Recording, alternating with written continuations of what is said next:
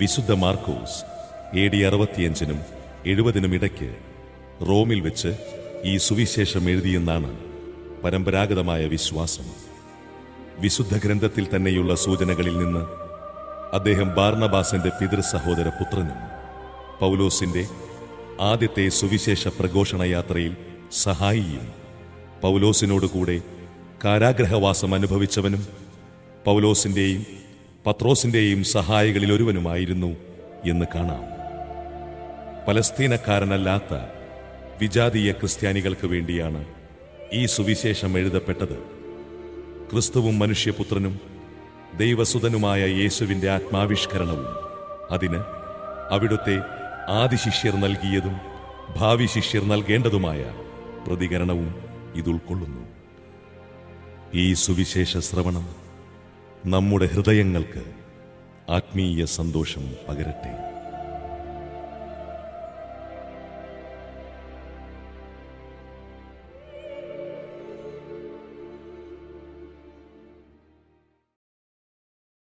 അധ്യായം 1. ദൈവപുത്രനായ യേശുക്രിസ്തുവിന്റെ സുവിശേഷത്തിന്റെ ആരംഭം. ഇതാ, നിനക്ക് മുമ്പേ ഞാൻ എൻ്റെ ദൂതനെ അയക്കുന്നു. അവൻ നിന്റെ വഴിയൊരുക്കും. മരുഭൂമിയിൽ വിളിച്ചു പറയുന്നവന്റെ ശബ്ദം, കർത്താവിന്റെ വഴിയൊരുക്കുവിൻ, അവന്റെ പാത നേരെയാക്കുവിൻ എന്ന് യേശയ്യാ പ്രവാചകന്റെ ഗ്രന്ഥത്തിൽ എഴുതപ്പെട്ടിരിക്കുന്നത് പോലെ പാപമോചനത്തിനുള്ള അനുതാപത്തിന്റെ ജ്ഞാനസ്നാനം പ്രസംഗിച്ചുകൊണ്ട് സ്നാപക യോഹന്നാൻ മരുഭൂമിയിൽ പ്രത്യക്ഷപ്പെട്ടു. യൂദയ മുഴുവനിലെയും ജെറുസലേമിലെയും ജനങ്ങൾ അവന്റെ അടുത്തെത്തി. അവർ പാപങ്ങൾ ഏറ്റുപറഞ്ഞ് ജോർദാൻ നദിയിൽ വെച്ച് സ്നാനം സ്വീകരിച്ചു. യോഹന്നാൻ ഒട്ടകരോമം കൊണ്ടുള്ള വസ്ത്രം ധരിച്ചിരുന്നു. അരയിൽ തോൽപ്പട്ട ചുറ്റിയിരുന്നു. വെട്ടുക്കിളിയും കാട്ടുതേനുമായിരുന്നു അവന്റെ ഭക്ഷണം. അവൻ ഇപ്രകാരം ഉദ്ഘോഷിച്ചു: എന്നേക്കാൾ ശക്തനായവൻ എന്റെ പിന്നാലെ വരുന്നു. കുനിഞ്ഞവന്റെ ചെരുപ്പിന്റെ വള്ളികൾ അഴിക്കാൻ പോലും ഞാൻ യോഗ്യനല്ല. ഞാൻ നിങ്ങൾക്ക് ജലം കൊണ്ടുള്ള സ്നാനം നൽകി, അവനോ പരിശുദ്ധാത്മാവിനാൽ നിങ്ങൾക്ക് സ്നാനം നൽകും. അന്നൊരിക്കൽ യേശു ഗലീലയിലെ നസറത്തിൽ നിന്ന് വന്ന് ജോർദാനിൽ വെച്ച് യോഹന്നാനിൽ നിന്ന് സ്നാനം സ്വീകരിച്ചു. വെള്ളത്തിൽ നിന്ന് കയറുമ്പോൾ പെട്ടെന്ന് ആകാശം പിളരുന്നതും ആത്മാവ് പ്രാവിന്റെ രൂപത്തിൽ തന്റെ മേൽ ഇറങ്ങി വരുന്നതും അവൻ കണ്ടു. സ്വർഗത്തിൽ നിന്ന് ഒരു സ്വരമുണ്ടായി: നീ എന്റെ പ്രിയപുത്രൻ, നിന്നിൽ ഞാൻ പ്രസാദിച്ചിരിക്കുന്നു. ഉടനെ ആത്മാവ് അവനെ മരുഭൂമിയിലേക്ക് നയിച്ചു. സാത്താനാൽ പരീക്ഷിക്കപ്പെട്ട് 40 ദിവസം അവൻ മരുഭൂമിയിൽ വസിച്ചു. അവൻ വന്യമൃഗങ്ങളോട് കൂടെയായിരുന്നു. ദൈവദൂതന്മാർ അവനെ ശുശ്രൂഷിച്ചു. യോഹന്നാൻ ബന്ധനസ്ഥനായപ്പോൾ യേശു ദൈവത്തിന്റെ സുവിശേഷം പ്രസംഗിച്ചുകൊണ്ട് ഗലീലയിലേക്ക് വന്നു. അവൻ പറഞ്ഞു: സമയം പൂർത്തിയായി, ദൈവരാജ്യം സമീപിച്ചിരിക്കുന്നു. അനുദപിച്ച് സുവിശേഷത്തിൽ വിശ്വസിക്കുക. അവൻ ഗലീലി കടൽ തീരത്തുകൂടെ കടന്നു പോകുമ്പോൾ ശിമയോനെയും അവന്റെ സഹോദരൻ അന്ത്രയോസിനെയും കണ്ടു. മീൻപിടുത്തക്കാരായ അവർ കടലിൽ വലയെറിയുകയായിരുന്നു. യേശു അവരോട് പറഞ്ഞു: എന്നെ അനുഗമിക്കുക, ഞാൻ നിങ്ങളെ മനുഷ്യരെ പിടിക്കുന്നവരാക്കും. ഉടനെ വലയുപേക്ഷിച്ച് അവർ അവനെ അനുഗമിച്ചു. കുറച്ചു ദൂരം കൂടി പോയപ്പോൾ സെബദിയുടെ പുത്രനായ യാക്കോബിനെയും അവന്റെ സഹോദരൻ യോഹന്നാനെയും കണ്ടു. അവർ വഞ്ചിയിലിരുന്ന് വലയുടെ കേടുപോക്കുകയായിരുന്നു. ഉടനെ അവൻ അവരെയും വിളിച്ചു. അവർ പിതാവായ സെബദിയെ സേവകരോടൊപ്പം വള്ളത്തിൽ വിട്ട് അവനെ അനുഗമിച്ചു. അവർ കഫർനാമിലെത്തി. സാബത്ത് ദിവസം അവൻ സിനഗോഗിൽ പ്രവേശിച്ച് പഠിപ്പിച്ചു. അവന്റെ പ്രബോധനത്തിൽ അവർ വിസ്മയഭരിതരായി. കാരണം നിയമജ്ഞരെ പോലെയല്ല, അധികാരമുള്ളവനെ പോലെയാണ് അവൻ പഠിപ്പിച്ചത്. അശുദ്ധാത്മാവ് ബാധിച്ച ഒരുവൻ അവിടെ ഉണ്ടായിരുന്നു. അവൻ അലറി: നസറായനായ യേശുവേ, നീ എന്തിന് ഞങ്ങളുടെ കാര്യത്തിൽ ഇടപെടുന്നു? ഞങ്ങളെ നശിപ്പിക്കാനാണോ നീ വന്നിരിക്കുന്നത്? നീ ആരാണെന്ന് എനിക്കറിയാം, ദൈവത്തിന്റെ പരിശുദ്ധൻ. യേശു അവനെ ശാസിച്ചു: നിശബ്ദനായിരിക്കുക, അവനെ വിട്ട് നീ പുറത്തു വരിക.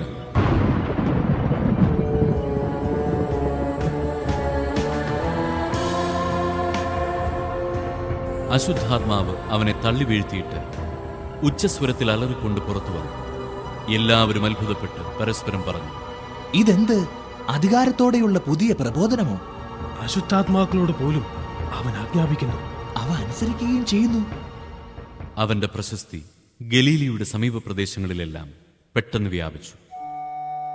യേശു സിനഗോഗിൽ നിന്ന് ഇറങ്ങി യാക്കോബിനോടും യോഹന്നാനോടും കൂടി ശിമയോന്റെയും അന്ത്രയോസിന്റെയും ഭവനത്തിലെത്തി. ശിമയോന്റെ അമ്മായിയമ്മ പനി പിടിച്ച് കിടപ്പായിരുന്നു. അവളുടെ കാര്യം അവർ അവനോട് പറഞ്ഞു. അവൻ അടുത്തു ചെന്ന് അവളെ കൈക്ക് പിടിച്ചെഴുന്നേൽപ്പിച്ചു. പനി അവളെ വിട്ടുമാറി.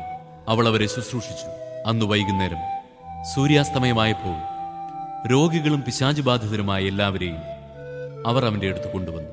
നഗരവാസികളെല്ലാം വാതിൽക്കൽ സമ്മേളിച്ചു. വിവിധ രോഗങ്ങൾ ബാധിച്ചിരുന്ന വളരെ പേരെ അവൻ സുഖപ്പെടുത്തി. അനേകം പിശാചുക്കളെ പുറത്താക്കി. പിശാചുക്കൾ തന്നെ അറിഞ്ഞിരുന്നതുകൊണ്ട് സംസാരിക്കാൻ അവരെ അവൻ അനുവദിച്ചില്ല. അതിരാവിലെ അവൻ ഉണർന്ന് ഒരു വിജനസ്ഥലത്തേക്ക് പോയി. അവിടെ അവൻ പ്രാർത്ഥിച്ചുകൊണ്ടിരുന്നു. ശിമയോനും കൂടെ ഉണ്ടായിരുന്നവരും അവനെ തേടി പുറപ്പെട്ടു. കണ്ടെത്തിയപ്പോൾ അവർ പറഞ്ഞു, എല്ലാവരും നിന്നെ അന്വേഷിക്കുന്നു.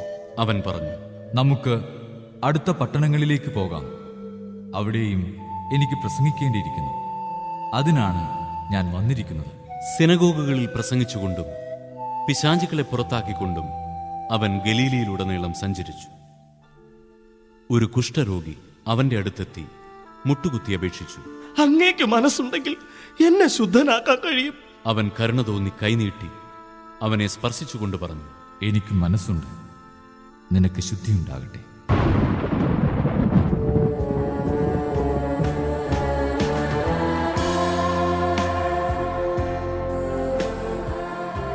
തൽക്ഷണം കുഷ്ഠം മാറി അവന് ശുദ്ധി വന്നു. യേശു അവനെ കർശനമായി താക്കീത് ചെയ്ത് പറഞ്ഞയച്ചു. നീ ഇതേപ്പറ്റി ആരോടും ഒന്നും സംസാരിക്കരുത്. എന്നാൽ പോയി പുരോഹിതന് നിന്നെ തന്നെ കാണിച്ചു കൊടുക്കുക. മോശയുടെ കൽപ്പനയനുസരിച്ച് ജനങ്ങൾക്ക് സാക്ഷ്യത്തിനായി ശുദ്ധീകരണ കാഴ്ചകൾ സമർപ്പിക്കുകയും ചെയ്യുക. എന്നാൽ അവൻ പുറത്തു ചെന്ന് വളരെ കാര്യങ്ങൾ പ്രഘോഷിക്കാനും ഇത് പ്രസിദ്ധമാക്കാനും തുടങ്ങി. തന്മൂലം പിന്നീട് പട്ടണത്തിൽ പരസ്യമായി പ്രവേശിക്കാൻ യേശുവിന് സാധിച്ചില്ല. അവൻ പുറത്ത് വിജനപ്രദേശങ്ങളിൽ തങ്ങി.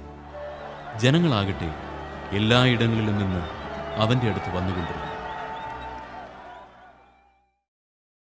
അധ്യായം 2. കുറെ ദിവസങ്ങൾ കഴിഞ്ഞ് യേശു കഫർനാമിൽ തിരിച്ചെത്തിയപ്പോൾ അവൻ വീട്ടിലുണ്ട് എന്ന വാർത്ത പ്രചരിച്ചു. വാതിൽക്കൽ പോലും നിൽക്കാൻ സ്ഥലം തികയാത്ത വിധം നിരവധി ആളുകൾ അവിടെ കൂടി. അവൻ അവരോട് വചനം പ്രസംഗിച്ചുകൊണ്ടിരുന്നു. അപ്പോൾ 4 പേർ ഒരു തളർവാദ രോഗിയെ എടുത്തുകൊണ്ടുവന്നു. ജനക്കൂട്ടം നിമിത്തം അവന്റെ അടുത്തെത്താൻ അവർക്ക് കഴിഞ്ഞില്ല. അതിനാൽ അവൻ ഇരുന്ന സ്ഥലത്തിന്റെ മേൽക്കൂര പൊളിച്ച് തളർവാദ രോഗിയെ അവർ കിടക്കയോടെ താഴോട്ടിറക്കി. അവരുടെ വിശ്വാസം കണ്ട് യേശു തളർവാദ രോഗിയോട് പറഞ്ഞു, മകനെ, നിന്റെ പാപങ്ങൾ ക്ഷമിക്കപ്പെട്ടിരിക്കുന്നു. നിയമജ്ഞരിൽ ചിലർ അവിടെ ഇരിപ്പുണ്ടായിരുന്നു. അവർ ചിന്തിച്ചു, എന്തുകൊണ്ടാണ് ഇവൻ ഇപ്രകാരം സംസാരിക്കുന്നത്? ഇവൻ ദൈവദൂഷണം പറയുന്നു. ദൈവത്തിനല്ലാതെ മറ്റാർക്കാണ് പാപം ക്ഷമിക്കാൻ സാധിക്കുക? അവർ ഇപ്രകാരം വിചാരിക്കുന്നുവെന്ന് മനസ്സിലാക്കി യേശു അവരോട് ചോദിച്ചു, എന്തുകൊണ്ടാണ് നിങ്ങൾ ഇങ്ങനെ ചിന്തിക്കുന്നത്? ഏതാണ് എളുപ്പം? തളർവാദ രോഗിയോട് നിന്റെ പാപങ്ങൾ ക്ഷമിക്കപ്പെട്ടിരിക്കുന്നു എന്ന് പറയുന്നതോ, എഴുന്നേറ്റ് നിന്റെ കിടക്കയുമെടുത്ത് നടക്കുക എന്ന് പറയുന്നതോ? എന്നാൽ ഭൂമിയിൽ പാപങ്ങൾ ക്ഷമിക്കാൻ മനുഷ്യപുത്രന് അധികാരമുണ്ടെന്ന് നിങ്ങൾ അറിയേണ്ടതിന് അവൻ തളർവാദ രോഗിയോട് പറഞ്ഞു, ഞാൻ നിന്നോട് പറയുന്നു, എഴുന്നേറ്റ് നിന്റെ കിടക്കയുമെടുത്ത് വീട്ടിലേക്ക് പോവുക.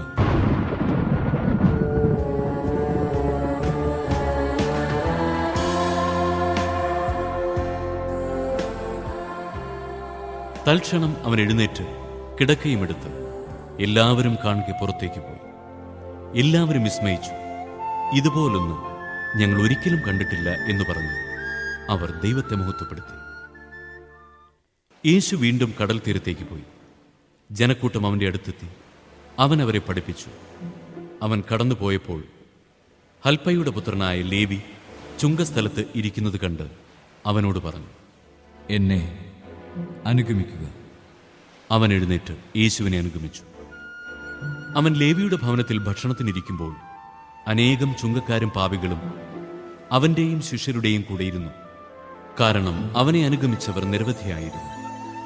അവൻ പാപികളോടും ചുങ്കക്കാരോടുമൊപ്പം ഭക്ഷണം കഴിക്കുന്നത് കണ്ടു. ഫരിസേയരിൽപ്പെട്ട ചില നിയമജ്ഞർ ശിഷ്യന്മാരോട് ചോദിച്ചു, അവൻ ചുങ്കക്കാരുടെയും പാപികളുടെയും കൂടെ ഭക്ഷിക്കുന്നതെന്ത്? ഇത് കേട്ട് യേശു പറഞ്ഞു, ആരോഗ്യമുള്ളവർക്കല്ല, രോഗികൾക്കാണ് വൈദ്യനെ കൊണ്ട് ആവശ്യം. നീതിമാന്മാരെയല്ല, പാപികളെ വിളിക്കാനാണ് ഞാൻ വന്നത്. യോഹന്നാന്റെ ശിഷ്യന്മാരും ഫരിസേയരും ഉപവസിക്കുകയായിരുന്നു. ആളുകൾ വന്ന് യേശുവിനോട് ചോദിച്ചു, യോഹന്നാന്റെയും ഫരിസേയരുടെയും ശിഷ്യന്മാർ ഉപവസിക്കുകയും നിന്റെ ശിഷ്യന്മാർ ഉപവസിക്കാതിരിക്കുകയും ചെയ്യുന്നത് എന്തുകൊണ്ട്? യേശു പറഞ്ഞു, മണവാളൻ കൂടെയുള്ളപ്പോൾ മണവറത്തോഴർക്ക് ഉപവസിക്കാൻ സാധിക്കുമോ? മണവാളൻ കൂടെയുള്ളിടത്തോളം കാലം അവർക്ക് ഉപവസിക്കാനാവില്ല. മണവാളൻ അവരിൽ നിന്ന് അകറ്റപ്പെടുന്ന കാലം വരും. അന്ന് അവർ ഉപവസിക്കും. ആരും പഴയ വസ്ത്രത്തിൽ പുതിയ കഷണം തുന്നിപ്പിടിപ്പിക്കാറില്ല. അങ്ങനെ ചെയ്താൽ തുന്നിച്ചേർത്ത കഷണം അതിൽ നിന്ന് കീറിപ്പോരുകയും കീറൽ വലുതാവുകയും ചെയ്യും. ആരും പുതിയ വീഞ്ഞ് പഴയ തോൽക്കുടങ്ങളിൽ ഒഴിച്ചുവെക്കാറില്ല. അങ്ങനെ ചെയ്താൽ തോൽക്കുടങ്ങൾ പിളരുകയും വീഞ്ഞും തോൽക്കുടങ്ങളും നഷ്ടപ്പെടുകയും ചെയ്യും. പുതിയ വീഞ്ഞിന് പുതിയ തോൽക്കുടങ്ങൾ വേണം. ഒരു സാബത്ത് ദിവസം അവൻ വിളഞ്ഞുകിടക്കുന്ന ഒരു വയലിലൂടെ പോവുകയായിരുന്നു. പോകുമ്പോൾ ശിഷ്യന്മാർ കതിരുകൾ പറിക്കാൻ തുടങ്ങി. ഫരിസേയർ അവനോട് പറഞ്ഞു, സാബത്തിൽ നിഷിദ്ധമായത് അവർ ചെയ്യുന്നത് എന്തുകൊണ്ട്? അവൻ ചോദിച്ചു, ദാവീദും അനുചരന്മാരും കൈവശം ഒന്നുമില്ലാതെ വിശന്നു വലഞ്ഞപ്പോൾ എന്തു ചെയ്തുവെന്ന് നിങ്ങൾ വായിച്ചിട്ടില്ലേ? അബിയാഥാർ പ്രധാന പുരോഹിതനായിരിക്കെ ദാവീദ് ദേവാലയത്തിൽ പ്രവേശിച്ച് പുരോഹിതന്മാർക്കല്ലാതെ മറ്റാർക്കും ഭക്ഷിക്കാൻ അനുവാദമില്ലാത്ത കാഴ്ചയപ്പം ഭക്ഷിക്കുകയും കൂടെയുണ്ടായിരുന്നവർക്ക് കൊടുക്കുകയും ചെയ്തില്ലേ? അവൻ അവരോട് പറഞ്ഞു, സാബത്ത് മനുഷ്യനു വേണ്ടിയാണ്, മനുഷ്യൻ സാബത്തിനു വേണ്ടിയല്ല. മനുഷ്യപുത്രൻ സാബത്തിന്റെയും കർത്താവാണ്.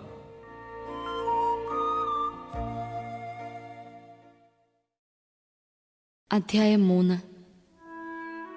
യേശു വീണ്ടും സിനഗോഗിൽ പ്രവേശിച്ചു. കൈ ശോഷിച്ച ഒരാൾ അവിടെ ഉണ്ടായിരുന്നു. യേശുവിൽ കുറ്റം ആരോപിക്കുന്നതിനു വേണ്ടി സാബത്തിൽ അവൻ രോഗശാന്തി നൽകുമോ എന്ന് അറിയാൻ അവർ ഉറ്റുനോക്കിക്കൊണ്ടിരുന്നു. കൈ ശോഷിച്ചവനോട് അവൻ പറഞ്ഞു, എഴുന്നേറ്റ് നടുവിലേക്ക് വരും.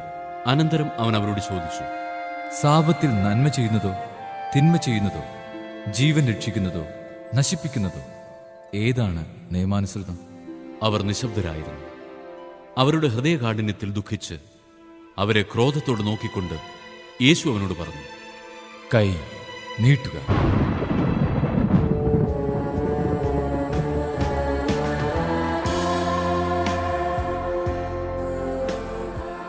അവൻ കൈനീട്ടി. അത് സുഖപ്പെട്ടു. ഫരിസേയർ ഉടനെ പുറത്തേക്കിറങ്ങി യേശുവിനെ നശിപ്പിക്കുവാൻ വേണ്ടി ഹേറോദേസ് പക്ഷക്കാരുമായി ആലോചന നടത്തി. യേശു ശിഷ്യന്മാരോടുകൂടെ കടൽ തീരത്തേക്ക് പോയി. ഗലീലയിൽ നിന്ന് ഒരു വലിയ ജനക്കൂട്ടം അവനെ അനുഗമിച്ചു.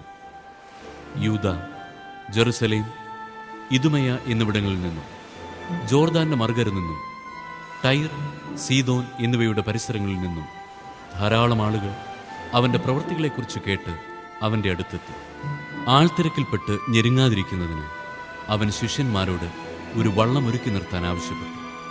എന്തെന്നാൽ അവൻ പലർക്കും രോഗശാന്തി നൽകിയത് മൂലം രോഗമുണ്ടായിരുന്നവരെല്ലാം അവനെ സ്പർശിക്കാൻ തിക്കിത്തിരക്കിക്കൊണ്ടിരുന്നു. അശുദ്ധാത്മാക്കൾ അവനെ കണ്ടപ്പോൾ അവന്റെ മുമ്പിൽ വീണ്, നീ ദൈവപുത്രനാണ് എന്ന് വിളിച്ചു പറഞ്ഞു. തന്നെ വെളിപ്പെടുത്തരുതെന്ന് അവൻ അവയ്ക്ക് കർശനമായ താക്കീത് നൽകി.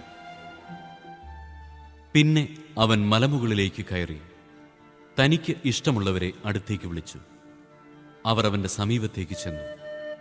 തന്നോടുകൂടി ആയിരിക്കുന്നതിനും പ്രസംഗിക്കാൻ അയക്കുന്നതിനും പിശാചുക്കളെ ബഹിഷ്കരിക്കാൻ അധികാരം നൽകുന്നതിനുമായി അവൻ 12 പേരെ നിയോഗിച്ചു.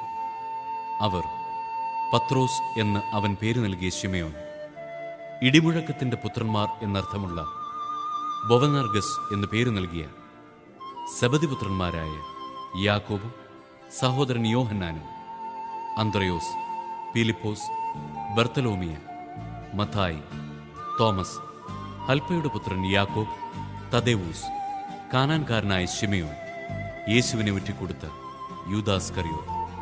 അനന്തരം അവൻ ഒരു ഭവനത്തിൽ പ്രവേശിച്ചു. ജനങ്ങൾ വീണ്ടും വന്നുകൂടിക്കൊണ്ടിരുന്നു. തന്മൂലം ഭക്ഷണം കഴിക്കാൻ പോലും അവർക്ക് കഴിഞ്ഞില്ല. അവന്റെ സ്വന്തക്കാർ ഇത് കേട്ട് അവനെ പിടിച്ചുകൊണ്ടുപോകാൻ പുറപ്പെട്ടു. കാരണം അവന് സുബോധം നഷ്ടപ്പെട്ടിരിക്കുന്നുവെന്ന് അവർ കേട്ടിരുന്നു. ജെറുസലേമിൽ നിന്ന് വന്ന നിയമജ്ഞർ പറഞ്ഞു, അവനെ ബേൽസെബൂൽ ആവേശിച്ചിരിക്കുന്നു. പിശാചുക്കളുടെ തലവനെ കൊണ്ടാണ് അവൻ പിശാചുക്കളെ പുറത്താക്കുന്നത്. അവൻ അവരെ അടുത്ത് വിളിച്ച് ഉപമകൾ വഴി അവരോട് പറഞ്ഞു, സാത്താൻ എങ്ങനെയാണ് സാത്താനെ പുറത്താക്കാൻ കഴിയുക? അന്ധചിത്രമുള്ള രാജ്യം നിലനിൽക്കുകയില്ല, അന്ധചിത്രമുള്ള ഭവനവും നിലനിൽക്കുകയില്ല. സാത്താൻ തനിക്ക് തന്നെ എതിരായി തലയുയർത്തുകയും ഭിന്നിക്കുകയും ചെയ്താൽ അവന് നിലനിൽക്കുക സാധ്യമല്ല. അത് അവന്റെ അവസാനമായിരിക്കും. ശക്തനായ ഒരുവന്റെ ഭവനത്തിൽ പ്രവേശിച്ച് വസ്തുക്കൾ കവർച്ച ചെയ്യണമെങ്കിൽ ആദ്യമേ അവനെ ബന്ധിക്കണം. അതിനുശേഷമേ കവർച്ച നടത്താൻ കഴിയൂ. സത്യമായി ഞാൻ നിങ്ങളോട് പറയുന്നു, മനുഷ്യമക്കളുടെ എല്ലാ പാപങ്ങളും അവർ പറയുന്ന ദൂഷണങ്ങളും ക്ഷമിക്കപ്പെടും. എന്നാൽ പരിശുദ്ധാത്മാവിനെതിരായി ദൂഷണം പറയുന്നവന് ഒരു കാലത്തും പാപത്തിൽ നിന്ന് മോചനമില്ല. അവൻ നിത്യപാപത്തിന് ഉത്തരവാദിയാകും. അവൻ ഇങ്ങനെ പറഞ്ഞത് തനിക്ക് അശുദ്ധാത്മാവുണ്ട് എന്ന് അവർ പറഞ്ഞതിനാലാണ്. അവന്റെ അമ്മയും സഹോദരന്മാരും വന്ന് പുറത്തു നിന്നുകൊണ്ട് അവനെ വിളിക്കാൻ ആളയച്ചു. ജനക്കൂട്ടം അവന് ചുറ്റുമിരിക്കുകയായിരുന്നു. അവർ പറഞ്ഞു, നിന്റെ അമ്മയും സഹോദരന്മാരും സഹോദരിമാരും നിന്നെ കാണാൻ പുറത്തു നിൽക്കുന്നു. അവൻ ചോദിച്ചു, ആരാണ് എൻ്റെ അമ്മയും സഹോദരങ്ങളും? ചുറ്റുമിരിക്കുന്നവരെ നോക്കിക്കൊണ്ട് അവൻ പറഞ്ഞു, ഇതാ എൻ്റെ അമ്മയും എൻ്റെ സഹോദരങ്ങളും. ദൈവത്തിൻ്റെ ഹിതം നിർവഹിക്കുന്നവനാരോ അവനാണ് എൻ്റെ സഹോദരനും സഹോദരിയും അമ്മയും.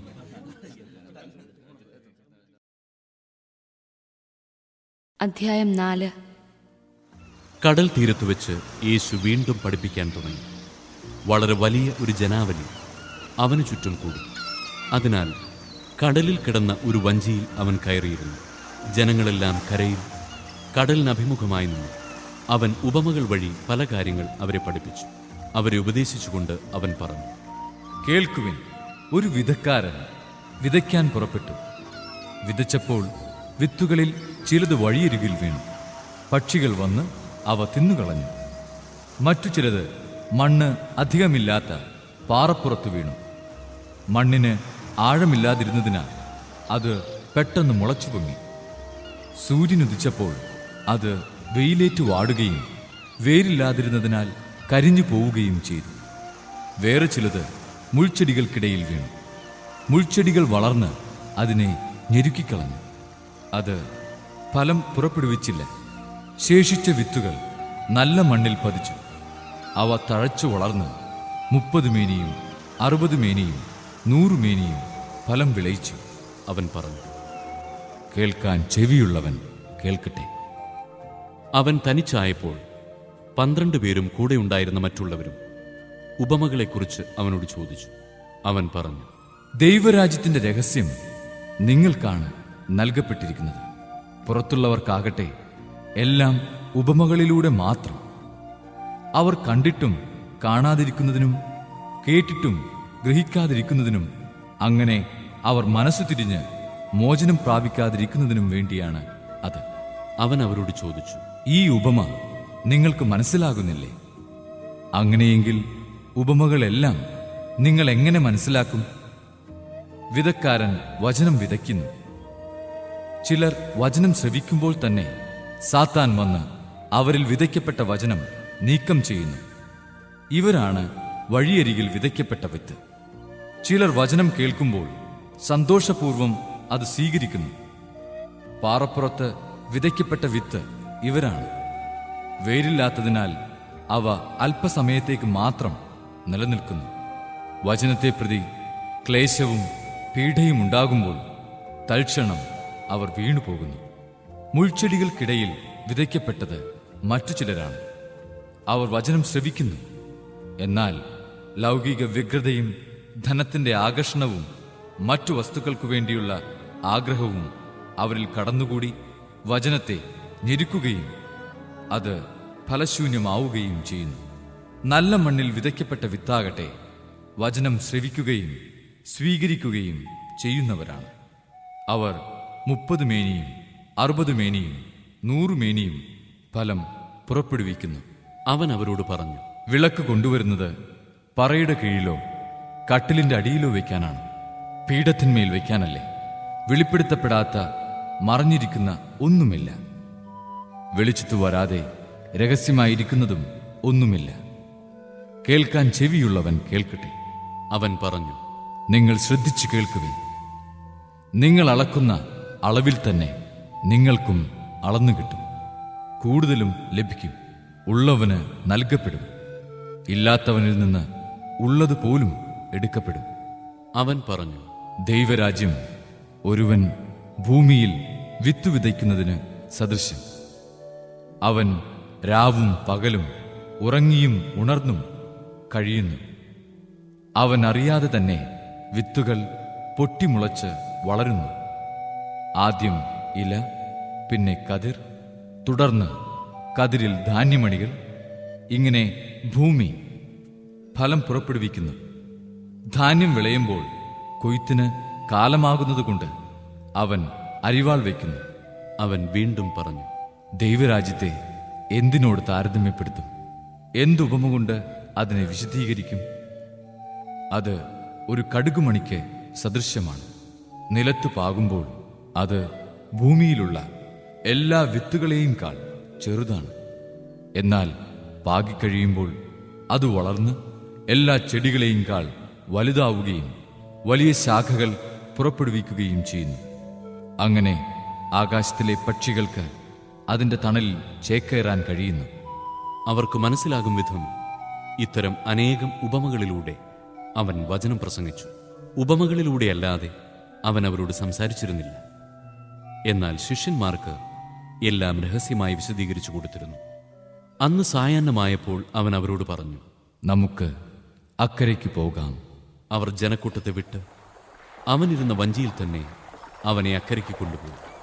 വേറെ വള്ളങ്ങളും കൂടെ ഉണ്ടായിരുന്നു. അപ്പോൾ ഒരു വലിയ കൊടുങ്കാറ്റുണ്ടായി. തിരമാലകൾ വഞ്ചിയിലേക്ക് ആഞ്ഞടിച്ചു കയറി. വഞ്ചിയിൽ വെള്ളം നിറഞ്ഞുകൊണ്ടിരുന്നു. യേശു അമരത്ത് തലയണ വെച്ച് ഉറങ്ങുകയായിരുന്നു. അവർ അവനെ വിളിച്ചുകൊണ്ടിട്ട് പറഞ്ഞു, ഗുരു, ഞങ്ങൾ നശിക്കാൻ പോകുന്നു, നീ ഇത് ഗൗനിക്കുന്നില്ലേ? അവൻ ഉണർന്ന് കാറ്റിനെ ശാസിച്ചുകൊണ്ട് കടലിനോട് പറഞ്ഞു, അടങ്ങുക, ശാന്തമാവുക. കാറ്റ് ശമിച്ചു, പ്രശാന്തതയുണ്ടായി. അവൻ അവരോട് ചോദിച്ചു, നിങ്ങൾ ഭയപ്പെടുന്നതെന്ത്? നിങ്ങൾക്ക് വിശ്വാസമില്ലേ? അവർ അത്യധികം ഭയന്ന് പരസ്പരം പറഞ്ഞു, ഇവൻ ആരാണ്? കാറ്റും കടലും പോലും ഇവനെ അനുസരിക്കുന്നല്ലോ. അധ്യായം 5. അവർ കടലിന്റെ മറുകരയിൽ ഗരസേയരുടെ നാട്ടിലെത്തി. അവൻ വഞ്ചിയിൽ നിന്ന് ഇറങ്ങിയ ഉടനെ അശുദ്ധാത്മാവ് ബാധിച്ച ഒരുവൻ ശവകുടീരങ്ങൾക്കിടയിൽ നിന്ന് എതിരെ വന്നു. ശവകുടീരങ്ങൾക്കിടയിൽ താമസിച്ചിരുന്നവനെ ചങ്ങല കൊണ്ടുപോലും ബന്ധിച്ചിടാൻ കഴിഞ്ഞിരുന്നില്ല. പലപ്പോഴും അവനെ കാൽവിലങ്ങുകളാലും ചങ്ങലകളാലും ബന്ധിച്ചിരുന്നെങ്കിലും അവൻ ചങ്ങലകൾ വലിച്ചു പൊട്ടിക്കുകയും കാൽവിലങ്ങുകൾ തകർത്ത് കളയുകയും ചെയ്തു.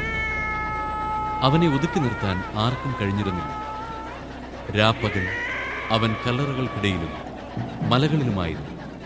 അവൻ അലറി വിളിക്കുകയും കല്ലുകൊണ്ട് തന്നെ തന്നെ മുറിപ്പെടുത്തുകയും ചെയ്തു. അകലെ വെച്ച് തന്നെ അവൻ യേശുവിനെ കണ്ട് ഓടിവന്ന് അവനെ പ്രണമിച്ച് ഉച്ചത്തിൽ നിലവിളിച്ചുകൊണ്ട് അവൻ പറഞ്ഞു, മഹോന്നതനായ ദൈവത്തിന്റെ പുത്ര യേശുവേ, അങ്ങ് എന്റെ കാര്യത്തിൽ എന്തിനിടപെടുന്നു? ദൈവത്തെ കൊണ്ട് ആണയിട്ട് ഞാൻ അങ്ങയോട് അപേക്ഷിക്കുന്നു, അങ്ങ് എന്നെ പീഡിപ്പിക്കരുതേ. കാരണം അശുദ്ധാത്മാവെ, ആ മനുഷ്യനിൽ നിന്ന് പുറത്തു വരൂ എന്ന് യേശു ആജ്ഞാപിച്ചിരുന്നു. നിന്റെ പേരെന്താണ്? യേശു ചോദിച്ചു. അവൻ പറഞ്ഞു, എന്റെ പേര് ലെഗിയോൻ, ഞങ്ങൾ അനേകം പേരുണ്ട്. തങ്ങളെ ആ നാട്ടിൽ നിന്നും പുറത്താക്കരുതേ എന്നവൻ കേണപേക്ഷിച്ചു. വലിയൊരു പന്നിക്കൂട്ടം മലയരികിൽ മേയുന്നുണ്ടായിരുന്നു. ഞങ്ങളെ ആ പന്നിക്കൂട്ടത്തിലേക്ക് അയക്കുക, ഞങ്ങൾ അവയിൽ പ്രവേശിച്ചു കൊള്ളട്ടെ എന്നവർ അപേക്ഷിച്ചു. അവൻ അനുവാദം നൽകി. അശുദ്ധാത്മാക്കൾ പുറത്തു വന്ന് പന്നിക്കൂട്ടത്തിൽ പ്രവേശിച്ചു. ഏകദേശം 2000 പന്നികളുണ്ടായിരുന്നു. അവ കിഴുക്കാംതുക്കായ തീരത്തിലൂടെ പാഞ്ഞു ചെന്നു കടലിൽ മുങ്ങിച്ചു. പന്നികളെ മേയിച്ചുകൊണ്ടിരുന്നവർ ഓടിപ്പോയി നഗരങ്ങളിലും നാട്ടിൻപുറങ്ങളിലും വിവരമറിയിച്ചു. സംഭവിച്ചതെന്തെന്ന് കാണാൻ ജനങ്ങൾ വന്നുകൂടി. അവർ യേശുവിൻ്റെ അടുത്തെത്തി. ലഗിയോൺ ആവേശിച്ചിരുന്ന പിശാച് ബാധിതൻ വസ്ത്രം ധരിച്ച് സുബോധത്തോടെ അവിടെ ഇരിക്കുന്നത് കണ്ടു. അവർ ഭയപ്പെട്ടു. പിശാച് ബാധിതനും പന്നികൾക്ക് സംഭവിച്ചത് കണ്ടവർ അക്കാര്യങ്ങൾ ജനങ്ങളോട് പറഞ്ഞു. തങ്ങളുടെ പ്രദേശം വിട്ടുപോകണമെന്ന് അവർ യേശുവിനോട് അപേക്ഷിച്ചു. അവർ വഞ്ചിയിൽ കയറാൻ തുടങ്ങിയപ്പോൾ പിശാച് ബാധിച്ചിരുന്ന മനുഷ്യൻ അവനോടുകൂടെ പോകുന്നതിന് അനുവാദം ചോദിച്ചു. എന്നാൽ യേശു അനുവദിച്ചില്ല. അവൻ പറഞ്ഞു, നീ വീട്ടിൽ സ്വന്തക്കാരുടെ അടുത്തേക്ക് പോവുക. കർത്താവ് നിനക്ക് വേണ്ടി എന്തെല്ലാം പ്രവർത്തിച്ചുവെന്നും എങ്ങനെ നിന്നോട് കരുണ കാണിച്ചുവെന്നും അവരെ അറിയിക്കുക. അവൻ പോയി യേശു തനിക്ക് വേണ്ടി എന്തെല്ലാം ചെയ്തെന്ന് ദെക്കാപോളിസിൽ പ്രഘോഷിക്കാൻ തുടങ്ങി. ജനങ്ങൾ അത്ഭുതപ്പെട്ടു. യേശു വീണ്ടും വഞ്ചിയിൽ മറുകരയെത്തിയപ്പോൾ ഒരു വലിയ ജനക്കൂട്ടം അവന് ചുറ്റും കൂടി. അവൻ കടൽ തീരത്ത് നിൽക്കുകയായിരുന്നു. അപ്പോൾ സിനഗോഗ് അധികാരികളിൽ ഒരുവനായ ജായറോസ് അവിടെ വന്നു. അവൻ യേശുവിനെ കണ്ട് കാൽക്കൽ വീണ് അപേക്ഷിച്ചു, എന്റെ കൊച്ചുമകൾ മരിക്കാറായി കിടക്കുന്നു. അങ്ങ് വന്ന് അവളുടെ മേൽ കൈകൾ വെച്ച് രോഗം മാറ്റി അവളെ ജീവിപ്പിക്കണമേ.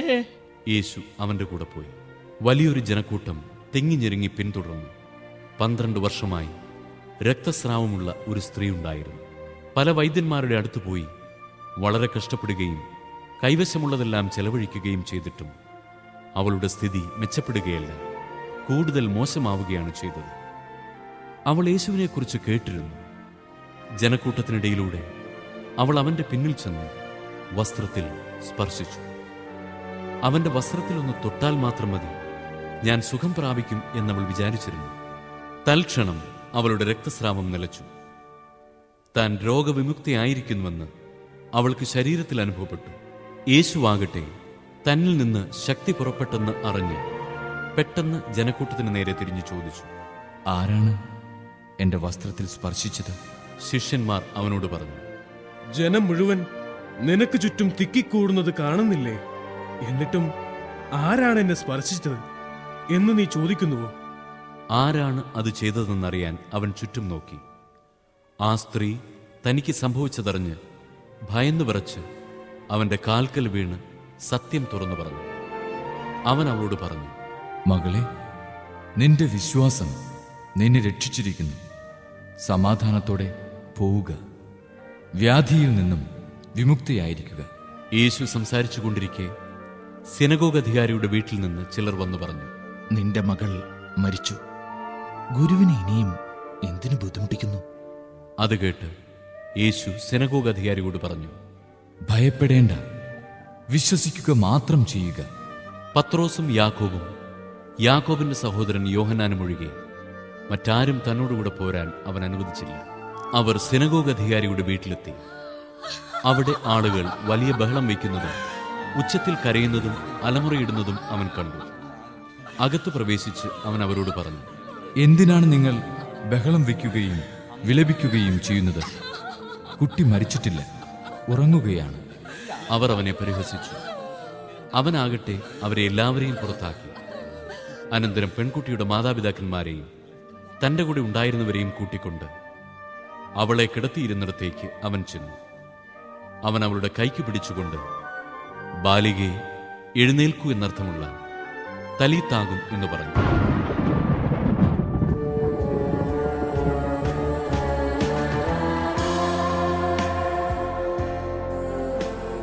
തൽക്ഷണം ബാലിക എഴുന്നേറ്റ് നടന്നു. അവൾക്ക് 12 വയസ്സ് പ്രായമുണ്ടായിരുന്നു.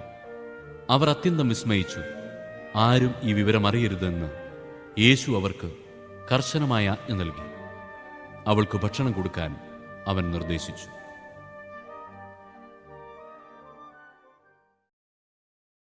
അധ്യായം 7.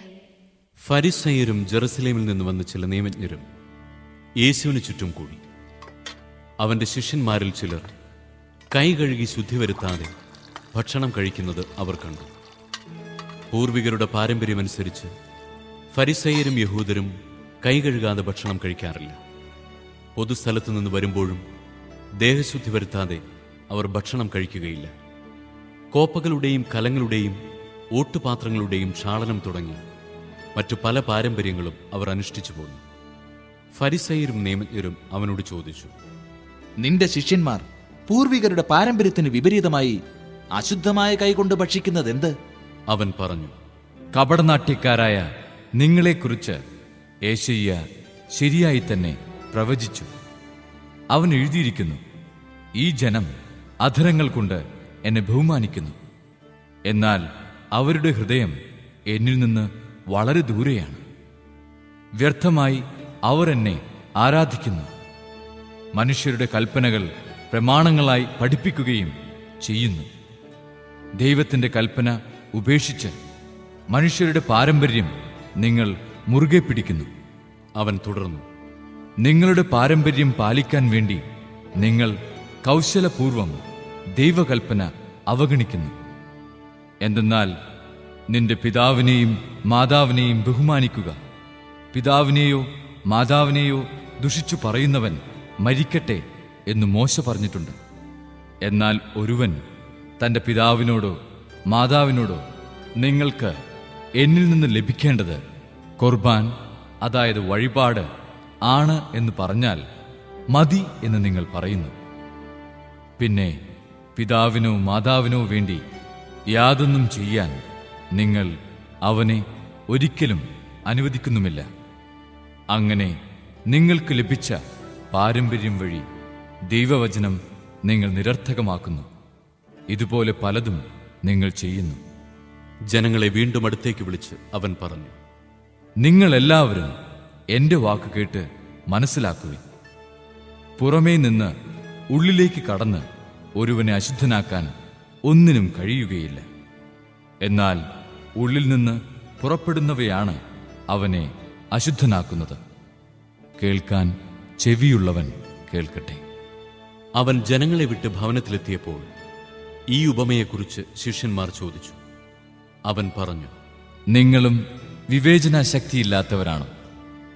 പുറമേ നിന്ന് മനുഷ്യന്റെ ഉള്ളിൽ പ്രവേശിക്കുന്ന ഒന്നിനും അവനെ അശുദ്ധനാക്കാൻ സാധിക്കുകയില്ലെന്ന് നിങ്ങൾ മനസ്സിലാക്കുന്നില്ലേ? കാരണം അവ മനുഷ്യന്റെ ഹൃദയത്തിൽ പ്രവേശിക്കുന്നില്ല, പിന്നെയോ ഉദരത്തിലേക്ക് കടക്കുകയും വിസർജിക്കപ്പെടുകയും ചെയ്യുന്നു. എല്ലാ ഭക്ഷണപദാർത്ഥങ്ങളും ശുദ്ധമാണെന്ന് അങ്ങനെ അവൻ പ്രഖ്യാപിച്ചു. അവൻ തുടർന്നു, ഒരുവന്റെ ഉള്ളിൽ നിന്ന് പുറപ്പെടുന്ന കാര്യങ്ങളാണ് അവനെ അശുദ്ധനാക്കുന്നത്. എന്നാൽ ഉള്ളിൽ നിന്നാണ്, മനുഷ്യന്റെ ഹൃദയത്തിൽ നിന്നാണ് ദുശ്ചിന്ത, പരസംഗം, മോഷണം, കൊലപാതകം, വ്യഭിചാരം, ദുരാഗ്രഹം, ദുഷ്ടത, വഞ്ചന, ഭോഗാസക്തി, അസൂയ, ദൂഷണം, അഹങ്കാരം, മൂഢത എന്നിവ പുറപ്പെടുന്നത്. ഈ തിന്മകളെല്ലാം ഉള്ളിൽ നിന്ന് വരുന്നു. അവ മനുഷ്യനെ അശുദ്ധനാക്കുകയും ചെയ്യുന്നു. അവൻ അവിടെ നിന്ന് എഴുന്നേറ്റ് ടയറിലേക്ക് പോയി അവിടെ ഒരു വീട്ടിൽ പ്രവേശിച്ചു. തന്നെ ആരും തിരിച്ചറിയാതിരിക്കണമെന്ന് അവൻ ആഗ്രഹിച്ചു. എങ്കിലും അവന് മറഞ്ഞിരിക്കാൻ കഴിഞ്ഞില്ല. ഒരു സ്ത്രീ അവനെക്കുറിച്ച് കേട്ട് അവിടെ എത്തി. അവൾക്ക് അശുദ്ധാത്മാവ് ബാധിച്ച ഒരു കൊച്ചുമകളുണ്ടായിരുന്നു. ആ സ്ത്രീ വന്ന് അവന്റെ കാൽക്കൽ വീണു. അവൾ സീറോ ഫിനീഷ്യൻ വംശത്തിൽപ്പെട്ട ഒരു ഗ്രീക്കുകാരിയായിരുന്നു. തന്റെ മകളിൽ നിന്ന് പിശാചിനെ ബഹിഷ്കരിക്കണമെന്ന് അവൾ അവനോട് അപേക്ഷിച്ചു. അവൻ പ്രതിവചിച്ചു, ആദ്യം മക്കൾ ഭക്ഷിച്ച് തൃപ്തരാകട്ടെ. മക്കളുടെ അപ്പമെടുത്ത് നായ്ക്കൾക്ക് എറിഞ്ഞു കൊടുക്കുന്നത് നന്നല്ല. അവൾ മറുപടി പറഞ്ഞു, കർത്താവേ, അത് ശരിയാണ്. എങ്കിലും മേശയ്ക്ക് കീഴെ നിന്ന് നായ്ക്കളും മക്കൾക്കുള്ള അപ്പകഷ്ണങ്ങളുടെ ബാക്കി തിന്നുന്നുണ്ടല്ലോ. അവൻ അവളോട് പറഞ്ഞു, ഈ വാക്കുമൂലം നീ പോയിക്കൊള്ളുക. പിശാച് നിന്റെ മകളെ വിട്ടുപോയിരിക്കുന്നു. അവൾ വീട്ടിലേക്ക് പോയി. കുട്ടി കട്ടിലിൽ കിടക്കുന്നത് അവൾ കണ്ടു. പിശാച് അവളെ വിട്ടുപോയിരുന്നു. അവൻ ടൈർ പ്രദേശത്തു നിന്ന് പുറപ്പെട്ട് സീദോൻ കടന്ന് ദെക്കാപോളിസ് പ്രദേശത്തുകൂടി ഗലീലി കടൽ തീരത്തേക്ക് പോയി. ബധിരനും സംസാരത്തിന് തടസ്സമുണ്ടായിരുന്നവനുമായ ഒരുവനെ അവർ അവന്റെ അടുത്ത് കൊണ്ടുവന്നു. അവന്റെ മേൽ കൈകൾ വയ്ക്കണമെന്ന് അവർ അവനോട് അപേക്ഷിച്ചു. യേശു അവനെ ജനക്കൂട്ടത്തിൽ നിന്ന് മാറ്റി നിർത്തി. അവന്റെ ചെവികളിൽ വിരലുകളിട്ടു. തുപ്പലുകൊണ്ട് അവന്റെ നാവിൽ സ്പർശിച്ചു. സ്വർഗത്തിലേക്ക് നോക്കി നെടുവേർപ്പെട്ടുകൊണ്ട് അവനോട് പറഞ്ഞു, എഫ്ഫാത്ത.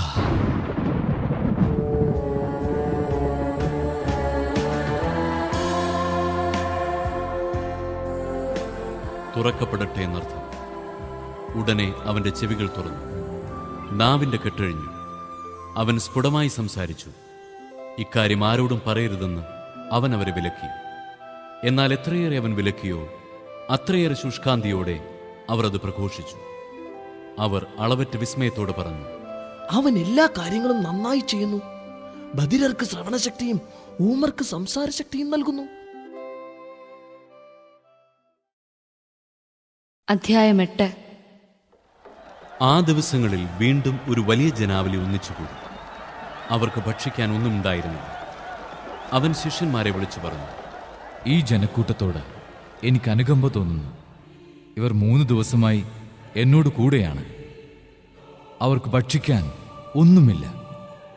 അവരെ വിശപ്പോടെ വീട്ടിലേക്ക് പറഞ്ഞയച്ചാൽ വഴിയിൽ തളർന്നു വീണേക്കും.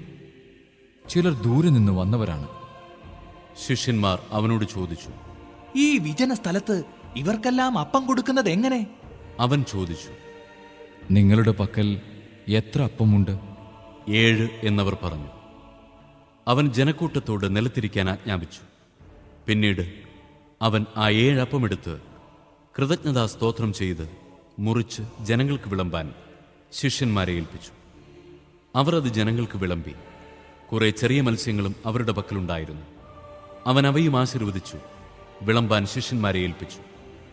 ജനം ഭക്ഷിച്ച് തൃപ്തരായി. ശേഷിച്ച കഷ്ണങ്ങൾ 7 കുട്ട നിറയെ അവർ ശേഖരിച്ചു. ഭക്ഷിച്ചവർ ഏകദേശം 4000 പേരുണ്ടായിരുന്നു. അവൻ അവരെ പറഞ്ഞയച്ചതിനു ശേഷം ശിഷ്യന്മാരോടൊപ്പം ഒരു വഞ്ചിയിൽ കയറി ദൽമാനുത്ത പ്രദേശത്തേക്ക് പോയി. ഫരിസയർ വന്ന് അവനുമായി തർക്കിക്കാൻ തുടങ്ങി. അവർ അവനെ പരീക്ഷിച്ചുകൊണ്ട് സ്വർഗത്തിൽ നിന്ന് ഒരടയാളം ആവശ്യപ്പെട്ടു. അവൻ ആത്മാവിൽ അഗാധമായി നെടുവേർപ്പെട്ടുകൊണ്ട് പറഞ്ഞു, എന്തുകൊണ്ടാണ് ഈ തലമുറ അടയാളം അന്വേഷിക്കുന്നത്? സത്യമായി ഞാൻ നിങ്ങളോട് പറയുന്നു, ഈ തലമുറയ്ക്ക് അടയാളം നൽകപ്പെടുകയില്ല. അവൻ അവരെ വിട്ട് വീണ്ടും വഞ്ചിയിൽ കയറി മറുകരയിലേക്ക് പോയി. ശിഷ്യന്മാർ അപ്പമെടുക്കാൻ മറന്നുപോയിരുന്നു. വഞ്ചിയിൽ അവരുടെ പക്കൽ ഒരപ്പം മാത്രമേ ഉണ്ടായിരുന്നുള്ളൂ. അവൻ മുന്നറിയിപ്പ് നൽകി, നിങ്ങൾ ജാഗരൂകരായിരിക്കുവിൻ. ഫരിസേയരുടെയും ഹെറോദേസിന്റെയും പുളിപ്പിനെക്കുറിച്ച് കരുതലോടെയിരിക്കുവിൻ. അവൻ ഇങ്ങനെ പറഞ്ഞത് തങ്ങളുടെ പക്കൽ അപ്പമില്ലാത്തതുകൊണ്ടാണെന്ന് അവർ പരസ്പരം പറഞ്ഞു. ഇത് മനസ്സിലാക്കിയ യേശു അവരോട് പറഞ്ഞു, നിങ്ങൾക്ക് അപ്പമില്ലാത്തതിനെക്കുറിച്ച് എന്തിനു തർക്കിക്കുന്നു? ഇനിയും നിങ്ങൾ മനസ്സിലാക്കുകയും ഗ്രഹിക്കുകയും ചെയ്യുന്നില്ലേ?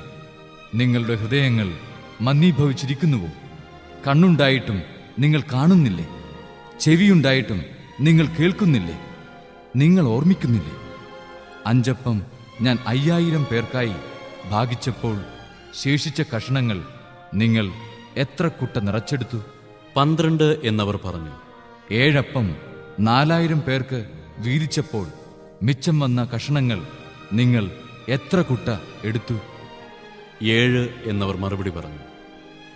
അവൻ ചോദിച്ചു, എന്നിട്ടും നിങ്ങൾ ഗ്രഹിക്കുന്നില്ലേ? പിന്നീട് അവൻ ബെത്സേദായിലെത്തി. കുറെ പേർ ഒരു അന്ധനെ അവന്റെ അടുത്ത് കൊണ്ടുവന്ന് അവനെ സ്പർശിക്കണമെന്ന് യേശുവിനോട് അപേക്ഷിച്ചു. അവൻ അന്ധനെ കൈക്ക് പിടിച്ച് ഗ്രാമത്തിന് വെളിയിലേക്ക് കൊണ്ടുപോയി. അവന്റെ കണ്ണുകളിൽ തുപ്പിയ ശേഷം അവന്റെ മേൽ കൈകൾ വെച്ചുകൊണ്ട് ചോദിച്ചു, നീ എന്തെങ്കിലും കാണുന്നുണ്ടോ? നോക്കിയിട്ട് അവൻ പറഞ്ഞു, ഞാൻ മനുഷ്യരെ കാണുന്നുണ്ട്. അവർ മരങ്ങളെ പോലിരിക്കുന്നു, നടക്കുന്നതായും കാണുന്നു. വീണ്ടും യേശു അവന്റെ കണ്ണുകളിൽ കൈകൾ വെച്ചു. അവൻ സൂക്ഷിച്ചു നോക്കി, കാഴ്ച തിരിച്ചു കിട്ടുകയും ചെയ്തു.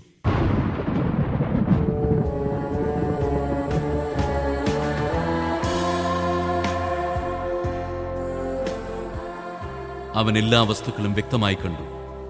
ഗ്രാമത്തിൽ പ്രവേശിക്കുക പോലും ചെയ്യരുത് എന്ന് പറഞ്ഞ് യേശു അവനെ വീട്ടിലേക്ക് അയച്ചു. യേശുവും ശിഷ്യന്മാരും കേസറിയ ഫിലിപ്പിയിലെ ഗ്രാമങ്ങളിലേക്ക് പുറപ്പെട്ടു. വഴിമധ്യേ അവൻ ശിഷ്യന്മാരോട് ചോദിച്ചു, ഞാൻ ആരെന്നാണ് ആളുകൾ പറയുന്നത്? അവർ പറഞ്ഞു, ചിലർ സ്നാപക യോഹന്നാൻ എന്നും മറ്റു ചിലർ ഏലിയ എന്നും വേറെ ചിലർ പ്രവാചകന്മാരിൽ ഒരുവൻ എന്നും പറയുന്നു. അവൻ ചോദിച്ചു, എന്നാൽ ഞാൻ ആരെന്നാണ് നിങ്ങൾ പറയുന്നത്? പത്രോസ് മറുപടി പറഞ്ഞു, നീ ക്രിസ്തുവാണ്. തന്നെക്കുറിച്ച് ആരോടും പറയരുതെന്ന് അവൻ അവരോട് കൽപ്പിച്ചു. മനുഷ്യപുത്രൻ വളരെയേറെ സഹിക്കുകയും ജനപ്രമാണികൾ, പ്രധാന പുരോഹിതന്മാർ, നിയമജ്ഞർ എന്നിവരാൽ തിരസ്കരിക്കപ്പെടുകയും വധിക്കപ്പെടുകയും 3 ദിവസങ്ങൾക്ക് ശേഷം ഉയർത്തെഴുന്നേൽക്കുകയും ചെയ്യേണ്ടിയിരിക്കുന്നുവെന്ന് അവൻ അവരെ പഠിപ്പിക്കാൻ തുടങ്ങി. അവൻ ഇക്കാര്യം തുറന്നു പറഞ്ഞു. അപ്പോൾ പത്രോസ് അവനെ മാറ്റി നിർത്തിക്കൊണ്ട് തടസ്സം പറയാൻ തുടങ്ങി. യേശു പിന്തിരിഞ്ഞു നോക്കിയപ്പോൾ ശിഷ്യന്മാർ നിൽക്കുന്നത് കണ്ട് പത്രോസിനെ ശാസിച്ചുകൊണ്ട് പറഞ്ഞു, സാത്താനെ, നീ എന്റെ മുമ്പിൽ നിന്ന് പോകൂ. നിന്റെ ചിന്ത ദൈവീകമല്ല, മാനുഷികമാണ്. അവൻ ശിഷ്യന്മാരോടൊപ്പം ജനക്കൂട്ടത്തെയും തന്റെ അടുത്തേക്ക് വിളിച്ചു വരുത്തി അവരോട് പറഞ്ഞു, ആരെങ്കിലും എന്നെ അനുഗമിക്കാൻ ആഗ്രഹിക്കുന്നെങ്കിൽ അവൻ തന്നെ തന്നെ പരിത്യജിച്ച് തന്റെ കുരിശുമെടുത്ത് എന്നെ അനുഗമിക്കട്ടെ. സ്വന്തം ജീവൻ രക്ഷിക്കാൻ ആഗ്രഹിക്കുന്നവൻ അത് നഷ്ടപ്പെടുത്തും. ആരെങ്കിലും എനിക്കു വേണ്ടിയോ സുവിശേഷത്തിനു വേണ്ടിയോ സ്വന്തം ജീവൻ നഷ്ടപ്പെടുത്തിയാൽ അവൻ അതിനെ രക്ഷിക്കും. ഒരുവൻ ലോകം മുഴുവൻ നേടിയാലും തന്റെ ആത്മാവിനെ നഷ്ടപ്പെടുത്തിയാൽ അതുകൊണ്ട് അവൻ എന്തു പ്രയോജനം? മനുഷ്യൻ സ്വന്തം ആത്മാവിന് പകരമായി എന്തു കൊടുക്കും? പാപം നിറഞ്ഞതും അവിശ്വസ്തവുമായ ഈ തലമുറയിൽ എന്നെക്കുറിച്ചോ എന്റെ വചനങ്ങളെക്കുറിച്ചോ ലജ്ജിക്കുന്നവനെപ്പറ്റി മനുഷ്യപുത്രനും തന്റെ പിതാവിന്റെ മഹത്വത്തിൽ പരിശുദ്ധ ദൂതന്മാരോടുകൂടെ വരുമ്പോൾ ലജ്ജിക്കും. അധ്യായം 9. അവൻ അവരോട് പറഞ്ഞു, ദൈവരാജ്യം ശക്തിയോടെ സമാഗതമാകുന്നത് കാണുന്നതുവരെ മരിക്കുകയില്ലാത്ത ചിലർ ഇവിടെ നിൽക്കുന്നവരിലുണ്ടെന്ന് സത്യമായി ഞാൻ നിങ്ങളോട് പറയുന്നു. 6 ദിവസം കഴിഞ്ഞ് പത്രോസ്, യാക്കോബ്, യോഹന്നാൻ എന്നിവരെ മാത്രം കൂട്ടിക്കൊണ്ട് യേശു ഒരു ഉയർന്ന മലയിലേക്ക് പോയി. അവൻ അവരുടെ മുമ്പിൽ വെച്ച് രൂപാന്തരപ്പെട്ടു. അവന്റെ വസ്ത്രങ്ങൾ ഭൂമിയിലെ ഏതൊരലക്കുകാരനും വെളുപ്പിക്കാൻ കഴിയുന്നതിനേക്കാൾ വെണ്മയും തിളക്കവുമുള്ളവയായി. ഏലിയായും മോശയും പ്രത്യക്ഷപ്പെട്ട് യേശുവിനോട് സംസാരിച്ചു കൊണ്ടിരുന്നു. അപ്പോൾ പത്രോസ് യേശുവിനോട് പറഞ്ഞു, ഗുരു, നാം ഇവിടെയായിരിക്കുന്നത് നല്ലതാണ്. ഞങ്ങൾ 3 കൂടാരങ്ങൾ ഉണ്ടാക്കാം. ഒന്ന് നിനക്ക്, ഒന്ന് മോശയ്ക്ക്, ഒന്ന് ഏലിയായ്ക്ക്. എന്താണ് പറയേണ്ടതെന്ന് അവൻ അറിഞ്ഞുകൂടായിരുന്നു. അവർ അത്രയ്ക്ക് ഭയപ്പെട്ടിരുന്നു. അപ്പോൾ ഒരു മേഘം വന്ന് അവരെ ആവരണം ചെയ്തു. മേഘത്തിൽ നിന്ന് ഒരു സ്വരം പുറപ്പെട്ടു, ഇവൻ എൻ്റെ പ്രിയപുത്രൻ, ഇവന്റെ വാക്ക് ശ്രവിക്കുവിൻ. അവർ ചുറ്റും നോക്കി യേശുവിനെ അല്ലാതെ മറ്റാരെയും തങ്ങളോടുകൂടെ അവർ കണ്ടില്ല. അവർ കണ്ട കാര്യങ്ങൾ മനുഷ്യപുത്രൻ മരിച്ചവരിൽ നിന്ന് ഉയർക്കുന്നതുവരെ ആരോടും പറയരുതെന്ന് മലയിൽ നിന്നിറങ്ങിപ്പോരുമ്പോൾ അവൻ അവരോട് കൽപ്പിച്ചു. മരിച്ചവരിൽ നിന്ന് ഉയർക്കുകയെന്നത് എന്താണെന്ന് ചിന്തിച്ചുകൊണ്ട് അവർ ഈ വചനം രഹസ്യമായി സൂക്ഷിച്ചു.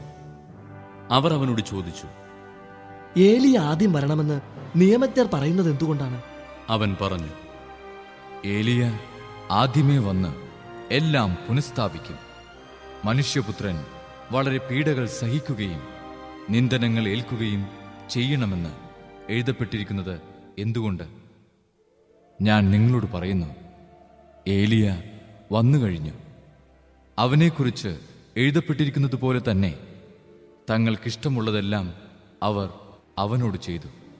അവർ ശിഷ്യന്മാരുടെ അടുത്തെത്തിയപ്പോൾ വലിയൊരു ജനക്കൂട്ടം അവരുടെ ചുറ്റും കൂടിയിരിക്കുന്നതും നിയമജ്ഞർ അവരോട് തർക്കിച്ചുകൊണ്ടിരിക്കുന്നതും കണ്ടു. അവനെ കണ്ടയുടനെ ജനക്കൂട്ടം മുഴുവൻ വിസ്മയഭരിതരായി ഓടിക്കൂടി അവനെ അഭിവാദനം ചെയ്തു. അവൻ അവരോട് ചോദിച്ചു, നിങ്ങൾ എന്താണ് അവരുമായി തർക്കിക്കുന്നത്? ജനക്കൂട്ടത്തിൽ ഒരാൾ മറുപടി പറഞ്ഞു, ഗുരു, ഞാൻ എൻ്റെ മകനെ അങ്ങയുടെ അടുത്ത് കൊണ്ടുവന്നിട്ടുണ്ട്. മൂകനായ ഒരു ആത്മാവ് അവനെ ആവേശിച്ചിരിക്കുന്നു. അതെവിടെ വെച്ച് അവനെ പിടികൂടിയാലും അവനെ നിലം പതിപ്പിക്കുന്നു. അപ്പോൾ അവൻ പല്ല് കടിക്കുകയും നുരയും പതയും പുറപ്പെടുവിക്കുകയും മരവിച്ചു പോവുകയും ചെയ്തു. അതിനെ ബഹിഷ്കരിക്കാൻ അങ്ങയുടെ ശിഷ്യന്മാരോട് ഞാൻ അപേക്ഷിച്ചു, അവർക്ക് കഴിഞ്ഞില്ല. അവൻ അവരോട് പ്രതിവചിച്ചു, വിശ്വാസമില്ലാത്ത തലമുറയെ, എത്ര നാൾ ഞാൻ നിങ്ങളോടുകൂടെ ഉണ്ടായിരിക്കും? എത്ര നാൾ ഞാൻ നിങ്ങളോട് ക്ഷമിച്ചിരിക്കും? അവനെ എന്റെ അടുക്കൽ കൊണ്ടുവരൂ. അവർ അവനെ അവന്റെ അടുക്കൽ കൊണ്ടുവന്നു. അവനെ കണ്ടയുടനെ ആത്മാവ് കുട്ടിയെ തള്ളിയിട്ടു. അവൻ നിലത്ത് വീണ് ഉരുളുകയും അവന്റെ വായിലൂടെ നുരയും പതയും പുറപ്പെടുകയും ചെയ്തു. യേശു അവന്റെ പിതാവിനോട് ചോദിച്ചു, ഇത് തുടങ്ങിയിട്ട് എത്ര കാലമായി? അവൻ പറഞ്ഞു, ശൈശവം മുതൽ. പലപ്പോഴും അതവനെ നശിപ്പിക്കാൻ വേണ്ടി തീയിലും വെള്ളത്തിലും വീഴ്ത്തിയിട്ടുണ്ട്. എന്തെങ്കിലും ചെയ്യാൻ നിനക്ക് കഴിയുമെങ്കിൽ ഞങ്ങളുടെ മേൽ കരുണ തോന്നി ഞങ്ങളെ സഹായിക്കണമേ. യേശു പറഞ്ഞു, കഴിയുമെങ്കിലെന്നും വിശ്വസിക്കുന്നവന് എല്ലാ കാര്യങ്ങളും സാധിക്കും. ഉടനെ കുട്ടിയുടെ പിതാവ് വിളിച്ചു പറഞ്ഞു, ഞാൻ വിശ്വസിക്കുന്നു, എന്റെ അവിശ്വാസം പരിഹരിച്ച് എന്നെ സഹായിക്കണമേ. ജനങ്ങൾ ഓടിക്കൂടുന്നത് കണ്ട് യേശു അശുദ്ധാത്മാവിനെ ശകാരിച്ചു. മൂകനും ബധിരനുമായ ആത്മാവേ, നിന്നോട് ഞാൻ ആജ്ഞാപിക്കുന്നു, അവനിൽ നിന്ന് പുറത്തു പോവുക. ഇനി ഒരിക്കലും അവനിൽ പ്രവേശിക്കരുത്. അപ്പോൾ അവനെ ശക്തിയായി നിലത്ത് തള്ളിയിടുകയും ഉച്ചത്തിൽ നിലവിളിക്കുകയും ചെയ്തുകൊണ്ട് അത് പുറത്തുപോയി. ബാലൻ മരിച്ചവനെ പോലെയായി. അവൻ മരിച്ചുപോയി എന്ന് പലരും പറഞ്ഞു. യേശു അവനെ കൈക്ക് പിടിച്ചുയർത്തി. അവൻ എഴുന്നേറ്റിരുന്നു. യേശു വീട്ടിലെത്തിയപ്പോൾ ശിഷ്യന്മാർ സ്വകാര്യമായി ചോദിച്ചു, എന്തുകൊണ്ടാണ് അതിനെ ബഹിഷ്കരിക്കാൻ ഞങ്ങൾക്കു കഴിയാതെ പോയത്? അവൻ പറഞ്ഞു, പ്രാർത്ഥന കൊണ്ടല്ലാതെ മറ്റൊന്നുകൊണ്ടും ഈ വർഗം പുറത്തു പോവുകയില്ല. അവർ അവിടെ നിന്ന് യാത്ര തിരിച്ച് ഗലീലയിലൂടെ കടന്നുപോയി. ഇക്കാര്യം ആരും അറിയരുതെന്ന് അവൻ ആഗ്രഹിച്ചു, കാരണം അവൻ ശിഷ്യന്മാരെ പഠിപ്പിക്കുകയായിരുന്നു. അവൻ പറഞ്ഞു, മനുഷ്യപുത്രൻ മനുഷ്യരുടെ കൈകളിൽ ഏൽപ്പിക്കപ്പെടുകയും അവർ അവനെ വധിക്കുകയും ചെയ്യും. അവൻ വധിക്കപ്പെട്ട് 3 ദിവസം കഴിയുമ്പോൾ ഉയർത്തെഴുന്നേൽക്കും. ഈ വചനം അവർക്ക് മനസ്സിലായില്ല. എങ്കിലും അവനോട് ചോദിക്കാൻ അവർ ഭയപ്പെട്ടു. അവർ പിന്നീട് കഫർനാമിലെത്തി. അവൻ വീട്ടിലായിരിക്കുമ്പോൾ അവരോട് ചോദിച്ചു, വഴിയിൽ വെച്ച് എന്തിനെക്കുറിച്ചാണ് നിങ്ങൾ തമ്മിൽ തർക്കിച്ചിരുന്നത്? അവർ നിശബ്ദരായിരുന്നതേയുള്ളൂ. കാരണം തങ്ങളിൽ ആരാണ് വലിയവൻ എന്നതിനെക്കുറിച്ചാണ് വഴിയിൽ വെച്ച് അവർ തർക്കിച്ചത്. അവൻ ഇരുന്നിട്ട് 12 പേരെയും വിളിച്ചു പറഞ്ഞു, ഒന്നാമനാകാൻ ആഗ്രഹിക്കുന്നവൻ അവസാനത്തവനും എല്ലാവരുടെയും ശുശ്രൂഷകനുമാകണം. അവൻ ഒരു ശിശുവിനെ എടുത്ത് അവരുടെ മധ്യേ നിർത്തി. അവനെ കരങ്ങളിൽ വഹിച്ചുകൊണ്ട് പറഞ്ഞു, ഇതുപോലുള്ള ഒരു ശിശുവിനെ എന്റെ നാമത്തിൽ സ്വീകരിക്കുന്നവൻ എന്നെ സ്വീകരിക്കുന്നു. എന്നെ സ്വീകരിക്കുന്നവൻ എന്നെയല്ല, എന്നെ അയച്ചവനെയാണ് സ്വീകരിക്കുന്നത്. യോഹന്നാൻ അവനോട് പറഞ്ഞു, ഗുരു, നിന്റെ നാമത്തിൽ പിശാചുക്കളെ പുറത്താക്കുന്ന ഒരാളെ ഞങ്ങൾ കണ്ടു. ഞങ്ങൾ അവനെ തടഞ്ഞു, കാരണം അവൻ നമ്മളെ അനുഗമിച്ചില്ല. യേശു പറഞ്ഞു, അവനെ തടയേണ്ട. ഒരുവന് എന്റെ നാമത്തിൽ അത്ഭുത പ്രവൃത്തി ചെയ്യാനും ഉടനെ എന്നെക്കുറിച്ച് ദൂഷണം പറയാനും സാധിക്കുകയില്ല.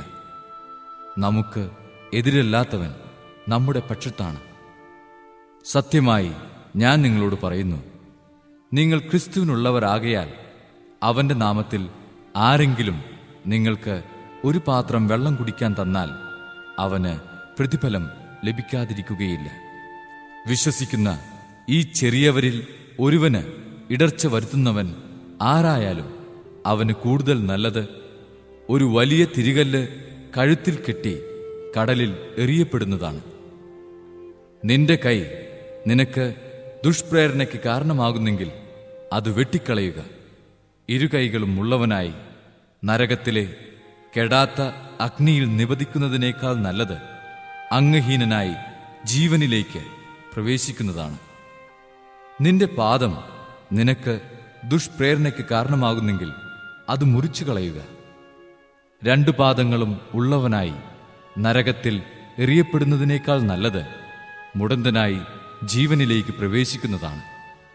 നിന്റെ കണ്ണുമൂലം നിനക്ക് ദുഷ്പ്രേരണ ഉണ്ടാകുന്നെങ്കിൽ അത് ചുഴന്നെടുത്ത് എറിഞ്ഞുകളയുക. ഇരുകണ്ണുകളും ഉള്ളവനായി പുഴുചാകാത്തതും തീ കെടാത്തതുമായ നരകത്തിലേക്ക് എറിയപ്പെടുന്നതിനേക്കാൾ നല്ലത് ഒരു കണ്ണോടുകൂടെ ദൈവരാജ്യത്തിലേക്ക് പ്രവേശിക്കുന്നതാണ്. കാരണം എല്ലാവരും അഗ്നിയാൽ ഉറകൂട്ടപ്പെടും. ഉപ്പ് നല്ലതാണ്, എന്നാൽ ഉറകെട്ടുപോയാൽ പിന്നെ എന്തുകൊണ്ട് അതിന് ഉറകൂട്ടും? നിങ്ങളിൽ ഉപ്പ് ഉണ്ടായിരിക്കട്ടെ, പരസ്പരം സമാധാനത്തിൽ വർത്തിക്കുകയും ചെയ്യുവിൻ. അധ്യായം 10. അവൻ അവിടം വിട്ട് യൂദയായിലേക്കും ജോർദാൻ മറുകരയിലേക്കും പോയി. വീണ്ടും ജനങ്ങൾ അവന്റെ അടുക്കൽ ഒരുമിച്ചുകൂടി. പതിവ് പോലെ അവൻ അവരെ പഠിപ്പിച്ചു.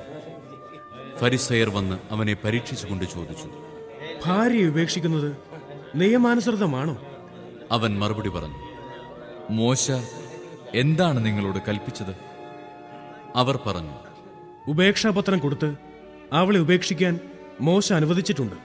യേശു പറഞ്ഞു, നിങ്ങളുടെ ഹൃദയകാഠിന്യം കൊണ്ടാണ് മോശ ഈ നിയമം നിങ്ങൾക്കു വേണ്ടി എഴുതിയത്. എന്നാൽ സൃഷ്ടിയുടെ ആരംഭം മുതലേ ദൈവം അവരെ പുരുഷനും സ്ത്രീയുമായി സൃഷ്ടിച്ചു. ഇക്കാരണത്താൽ പുരുഷൻ പിതാവിനെയും മാതാവിനെയും വിടുകയും അവർ ഇരുവരും ഒരു ശരീരമായി തീരുകയും ചെയ്യും. പിന്നീടൊരിക്കലും അവർ രണ്ടല്ല, ഒറ്റ ശരീരമായിരിക്കും. അതിനാൽ ദൈവം സംയോജിപ്പിച്ചത് മനുഷ്യൻ വേർപെടുത്താതിരിക്കട്ടെ. ഇക്കാര്യത്തെക്കുറിച്ച് ശിഷ്യന്മാർ വീട്ടിൽ വെച്ച് വീണ്ടും അവനോട് ചോദിച്ചു. അവൻ പറഞ്ഞു, ഭാര്യയെ ഉപേക്ഷിച്ച് മറ്റൊരുവളെ വിവാഹം ചെയ്യുന്നവൻ വ്യഭിചാരം ചെയ്യുന്നു. ഭർത്താവിനെ ഉപേക്ഷിച്ച് മറ്റൊരാളെ വിവാഹം ചെയ്യുന്നവളും വ്യഭിചാരം ചെയ്യുന്നു. അവൻ തൊട്ട് അനുഗ്രഹിക്കുന്നതിനു വേണ്ടി ശിശുക്കളെ അവന്റെ അടുക്കൽ അവർ കൊണ്ടുവന്നു. ശിഷ്യന്മാരാകട്ടെ അവരെ ശകാരിച്ചു. ഇത് കണ്ടപ്പോൾ യേശു കോപിച്ച് അവരോട് പറഞ്ഞു, ശിശുക്കൾ എൻ്റെ അടുത്ത് വരാൻ അനുവദിക്കുവിൻ, അവരെ തടയരുത്. എന്തെന്നാൽ ദൈവരാജ്യം അവരെപ്പോലുള്ളവരുടേതാണ്. സത്യമായി ഞാൻ നിങ്ങളോട് പറയുന്നു, ശിശുവിനെ പോലെ ദൈവരാജ്യം സ്വീകരിക്കാത്ത ആരും അതിൽ പ്രവേശിക്കുകയില്ല. അവൻ ശിശുക്കളെ എടുത്ത് അവരുടെ മേൽ കൈകൾ വെച്ച് അനുഗ്രഹിച്ചു.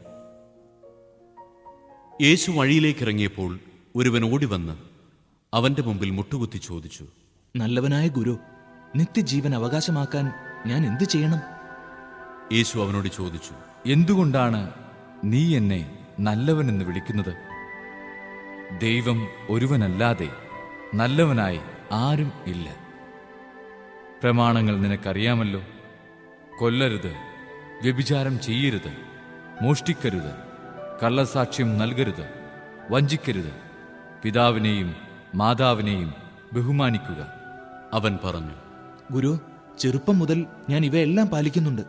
യേശു സ്നേഹപൂർവ്വം അവനെ കടാക്ഷിച്ചുകൊണ്ട് പറഞ്ഞു, നിനക്ക് ഒരു കുറവുണ്ട്. പോയി നിനക്കുള്ളതെല്ലാം വിറ്റ് ദരിദ്രർക്ക് കൊടുക്കുക.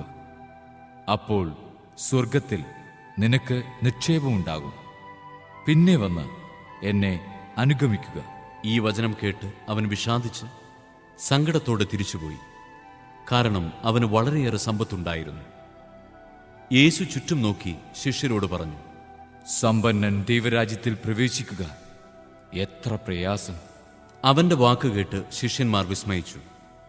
യേശു വീണ്ടും അവരോട് പറഞ്ഞു, മക്കളെ, ദൈവരാജ്യത്തിൽ പ്രവേശിക്കുക എത്ര പ്രയാസം. ധനവാൻ ദൈവരാജ്യത്തിൽ പ്രവേശിക്കുന്നതിനേക്കാൾ എളുപ്പം ഒട്ടകം സൂചിക്കുഴയിലൂടെ കടക്കുന്നതാണ്. അവർ അത്യന്തം വിസ്മയഭരിതരായി ചോദിച്ചു, അങ്ങനെയെങ്കിൽ രക്ഷപ്പെടാൻ ആർക്കു കഴിയും?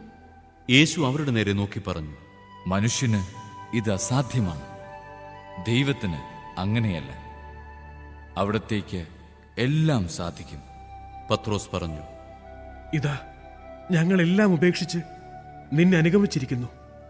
യേശു പ്രതിവചിച്ചു, സത്യമായി ഞാൻ നിങ്ങളോട് പറയുന്നു, എന്നെ പ്രതിയും സുവിശേഷത്തെ പ്രതിയും ഭവനത്തെയോ സഹോദരന്മാരെയോ സഹോദരിമാരെയോ മാതാവിനെയോ പിതാവിനെയോ മക്കളെയോ വയലുകളെയോ ത്യജിക്കുന്നവരിൽ ആർക്കും ഇവിടെ വെച്ച് തന്നെ 100 ഇരട്ടി ലഭിക്കാതിരിക്കയില്ല.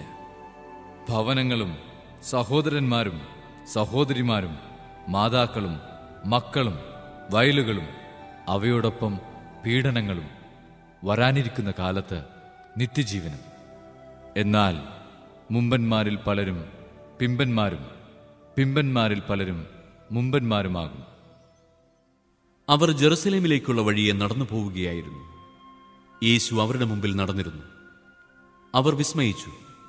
അനുയാത്ര ചെയ്തിരുന്നവർ ഭയപ്പെടുകയും ചെയ്തു. അവൻ 12 പേരെയും അടുത്ത് വിളിച്ച് തനിക്ക് സംഭവിക്കുവാനിരിക്കുന്ന കാര്യങ്ങൾ പറയാൻ തുടങ്ങി. ഇതാ, നമ്മൾ ജെറൂസലേമിലേക്ക് പോകുന്നു. മനുഷ്യപുത്രൻ പ്രധാന പുരോഹിതന്മാർക്കും നിയമജ്ഞന്മാർക്കും ഏൽപ്പിക്കപ്പെടും. അവർ അവനെ മരണത്തിന് വിധിക്കുകയും വിജാതീയർക്ക് ഏൽപ്പിച്ചു കൊടുക്കുകയും ചെയ്യും. അവർ അവനെ പരിഹസിക്കുകയും അവൻ്റെ മേൽ തുപ്പുകയും അവനെ പ്രഹരിക്കുകയും വധിക്കുകയും ചെയ്യും. 3 ദിവസത്തിനു ശേഷം അവൻ ഉയിർത്തെഴുന്നേൽക്കും. സെബദിപുത്രന്മാരായ യാക്കോബും യോഹന്നാനും അവനെ സമീപിച്ച് അപേക്ഷിച്ചു. ഗുരു, ഞങ്ങൾ അങ്ങയോട് അപേക്ഷിക്കുന്നത് എന്തും ഞങ്ങൾക്ക് ചെയ്തു തരണമെന്ന് ഞങ്ങൾ ആഗ്രഹിക്കുന്നു. അവൻ ചോദിച്ചു, നിങ്ങൾക്കു വേണ്ടി ഞാൻ എന്തു ചെയ്യണമെന്നാണ് നിങ്ങൾ ആഗ്രഹിക്കുന്നത്? അവർ പറഞ്ഞു, അങ്ങയുടെ മഹത്വത്തിൽ ഞങ്ങളിൽ ഒരാൾ അങ്ങയുടെ വലത്തുവശത്തും മറ്റേയാൾ ഇടതുവശത്തും ഉപവിഷ്ടരാകാൻ അനുവദിക്കണമേ. യേശു പ്രതിവചിച്ചു, നിങ്ങൾ ആവശ്യപ്പെടുന്നത് എന്താണെന്ന് നിങ്ങൾ അറിയുന്നില്ല.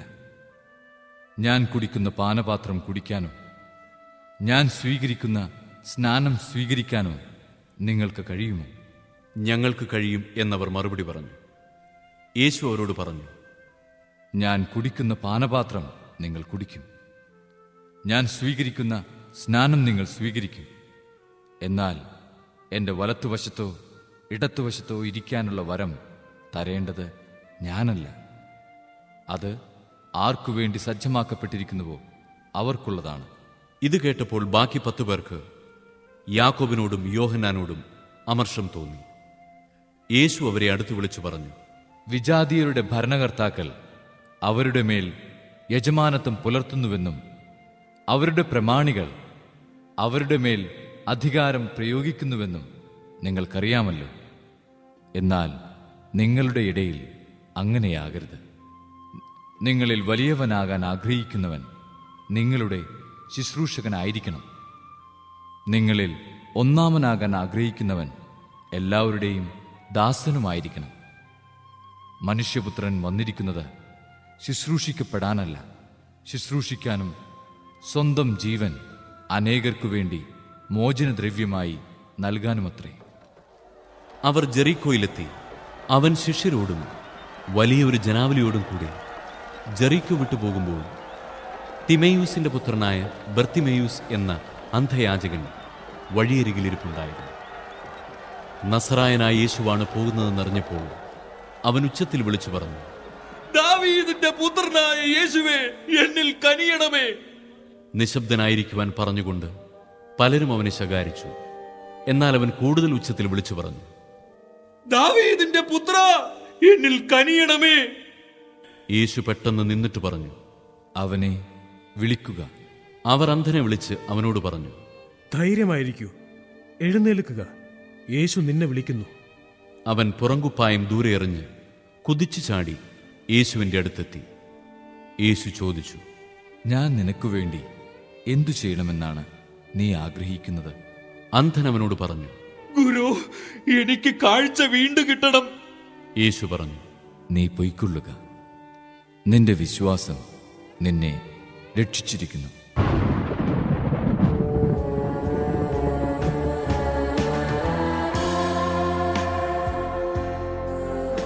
തൽക്ഷണം അവന് കാഴ്ച ലഭിച്ചു. അവൻ യേശുവിനെ അനുഗമിച്ചു. അധ്യായം 12.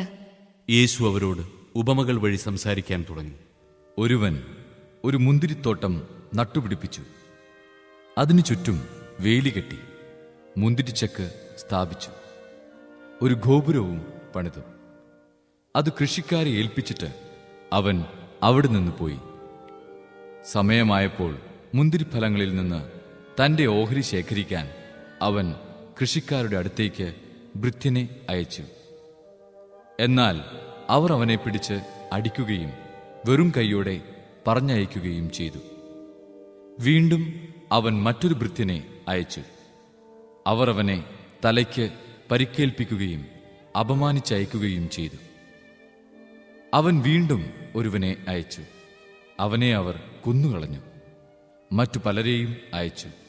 ചിലരെ അവർ അടിക്കുകയും ചിലരെ കൊല്ലുകയും ചെയ്തു. അവന് ഇനി ഒരുവൻ മാത്രം അവശേഷിച്ചു, തൻ്റെ പ്രിയപുത്രൻ. എന്റെ പുത്രനെ അവർ മാനിക്കുമെന്ന് പറഞ്ഞ് അവസാനം അവനെയും അവരുടെ അടുത്തേക്ക് അയച്ചു. കൃഷിക്കാർ പരസ്പരം പറഞ്ഞു, ഇവനാണ് അവകാശി, ഇവനെ നമുക്ക് കൊന്നുകളയാം, അവകാശം നമ്മുടേതാകും. അവർ അവനെ പിടിച്ച് കൊന്ന് മുന്തിരിത്തോട്ടത്തിന് വെളിയിലേക്കെറിഞ്ഞു. ഇനി മുന്തിരിത്തോട്ടത്തിന്റെ ഉടമസ്ഥൻ എന്തു ചെയ്യും? അവൻ വന്ന് ആ കൃഷിക്കാരെ നശിപ്പിച്ച് മുന്തിരിത്തോട്ടം വേറെ ആളുകളെ ഏൽപ്പിക്കും. ഈ വിശുദ്ധ ലിഖിതം നിങ്ങൾ വായിച്ചിട്ടില്ലേ? പണിക്കാർ ഉപേക്ഷിച്ച കല്ല് തന്നെ മൂലക്കല്ലായി തീർന്നു. ഇത് കർത്താവിന്റെ പ്രവൃത്തിയാണ്. നമ്മുടെ ദൃഷ്ടിയിൽ ഇത് അത്ഭുതകരമായിരിക്കുന്നു.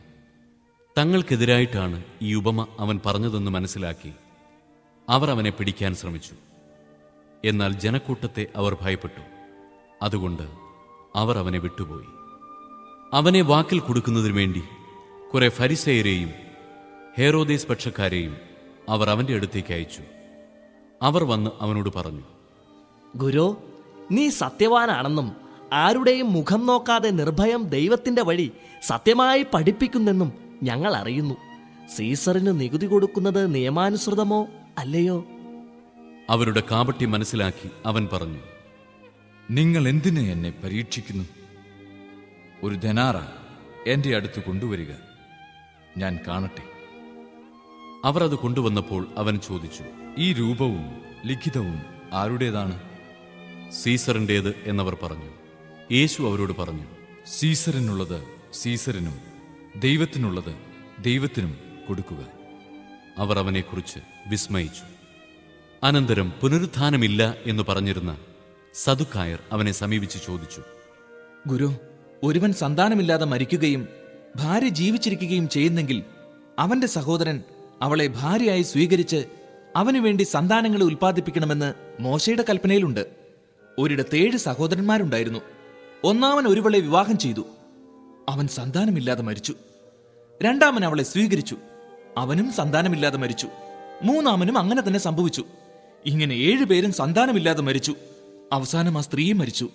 പുനരുദ്ധാനത്തിൽ അവർ ഉയർത്തെഴുന്നേൽക്കുമ്പോൾ അവൾ ആരുടെ ഭാര്യയായിരിക്കും? അവൾ 7 പേരുടെയും ഭാര്യയായിരുന്നല്ലോ. യേശു അവരോട് പറഞ്ഞു, വിശുദ്ധ ലിഖിതങ്ങളോ ദൈവത്തിന്റെ ശക്തിയോ അറിയാത്തതുകൊണ്ടല്ലേ നിങ്ങൾക്ക് തെറ്റുപറ്റുന്നത്?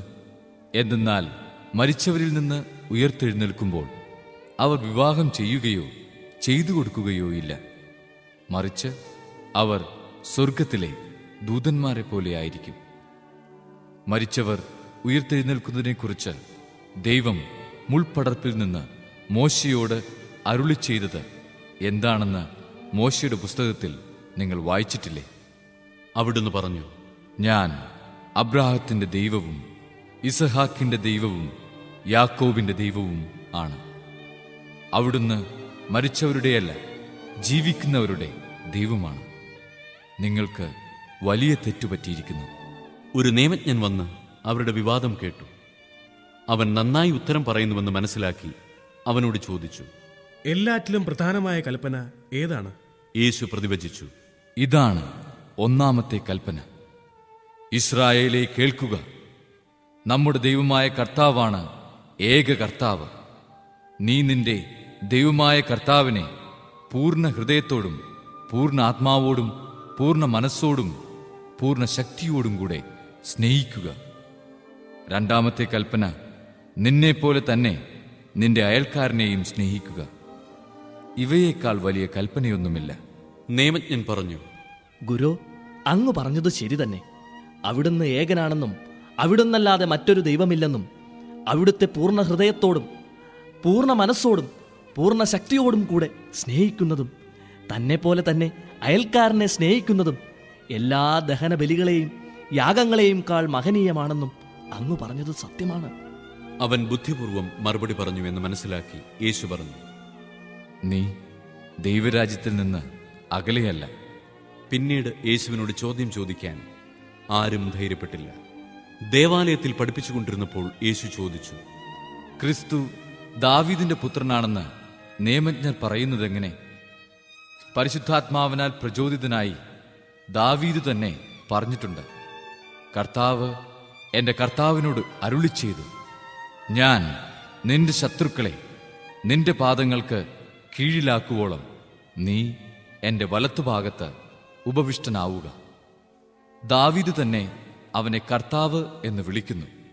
പിന്നെ എങ്ങനെയാണ് അവൻ അവന്റെ പുത്രനാകുന്നത്? ജനക്കൂട്ടം സന്തോഷപൂർവ്വം അവന്റെ വാക്കുകൾ ശ്രവിച്ചു. അവൻ ഇങ്ങനെ പഠിപ്പിച്ചു, നിങ്ങൾ നിയമജ്ഞരെ സൂക്ഷിച്ചുകൊള്ളുവിൻ.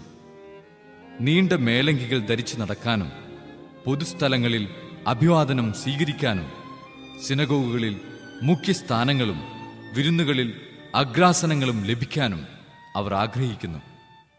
എന്നാൽ അവർ വിധവകളുടെ ഭവനങ്ങൾ വിഴുങ്ങുകയും ദീർഘമായി പ്രാർത്ഥിക്കുന്നുവെന്ന് നടിക്കുകയും ചെയ്യുന്നു. ഇവർക്ക് കൂടുതൽ കഠിനമായ ശിക്ഷാവിധി ലഭിക്കും. അവൻ ഭണ്ഡാരത്തിന് എതിർവശത്തിരുന്ന് ജനക്കൂട്ടം ഭണ്ഡാരത്തിൽ നാണയത്തുട്ടുകൾ ഇടുന്നത് ശ്രദ്ധിച്ചു. പല ധനവാന്മാരും വലിയ തുകകൾ നിക്ഷേപിച്ചു. അപ്പോൾ ദരിദ്രയായ ഒരു വിധവ വന്ന് ഏറ്റവും വില കുറഞ്ഞ് 2 ചെമ്പു നാണയങ്ങളിട്ടു. അവൻ ശിഷ്യന്മാരെ അടുത്ത് വിളിച്ചു പറഞ്ഞു, സത്യമായി ഞാൻ നിങ്ങളോട് പറയുന്നു, ഈ ദരിദ്ര വിധവ മറ്റാരെയുംകാൾ കൂടുതൽ ഭണ്ഡാരത്തിൽ നിക്ഷേപിച്ചിരിക്കുന്നു. എന്തെന്നാൽ അവരെല്ലാവരും തങ്ങളുടെ സമൃദ്ധിയിൽ നിന്ന് സംഭാവന ചെയ്തു. ഇവളാകട്ടെ തന്റെ ദാരിദ്ര്യത്തിൽ നിന്ന് തനിക്കുണ്ടായിരുന്നതെല്ലാം തന്റെ ഉപജീവനത്തിനുള്ള വക മുഴുവനും നിക്ഷേപിച്ചിരിക്കുന്നു. അധ്യായം 13. യേശു ദേവാലയത്തിൽ നിന്ന് പുറത്തു വന്നപ്പോൾ ശിഷ്യന്മാരിൽ ഒരുവൻ പറഞ്ഞു, ഗുരു, നോക്കൂ, എത്ര വലിയ കല്ലുകൾ, എത്ര വിസ്മയകരമായ സൗധങ്ങൾ.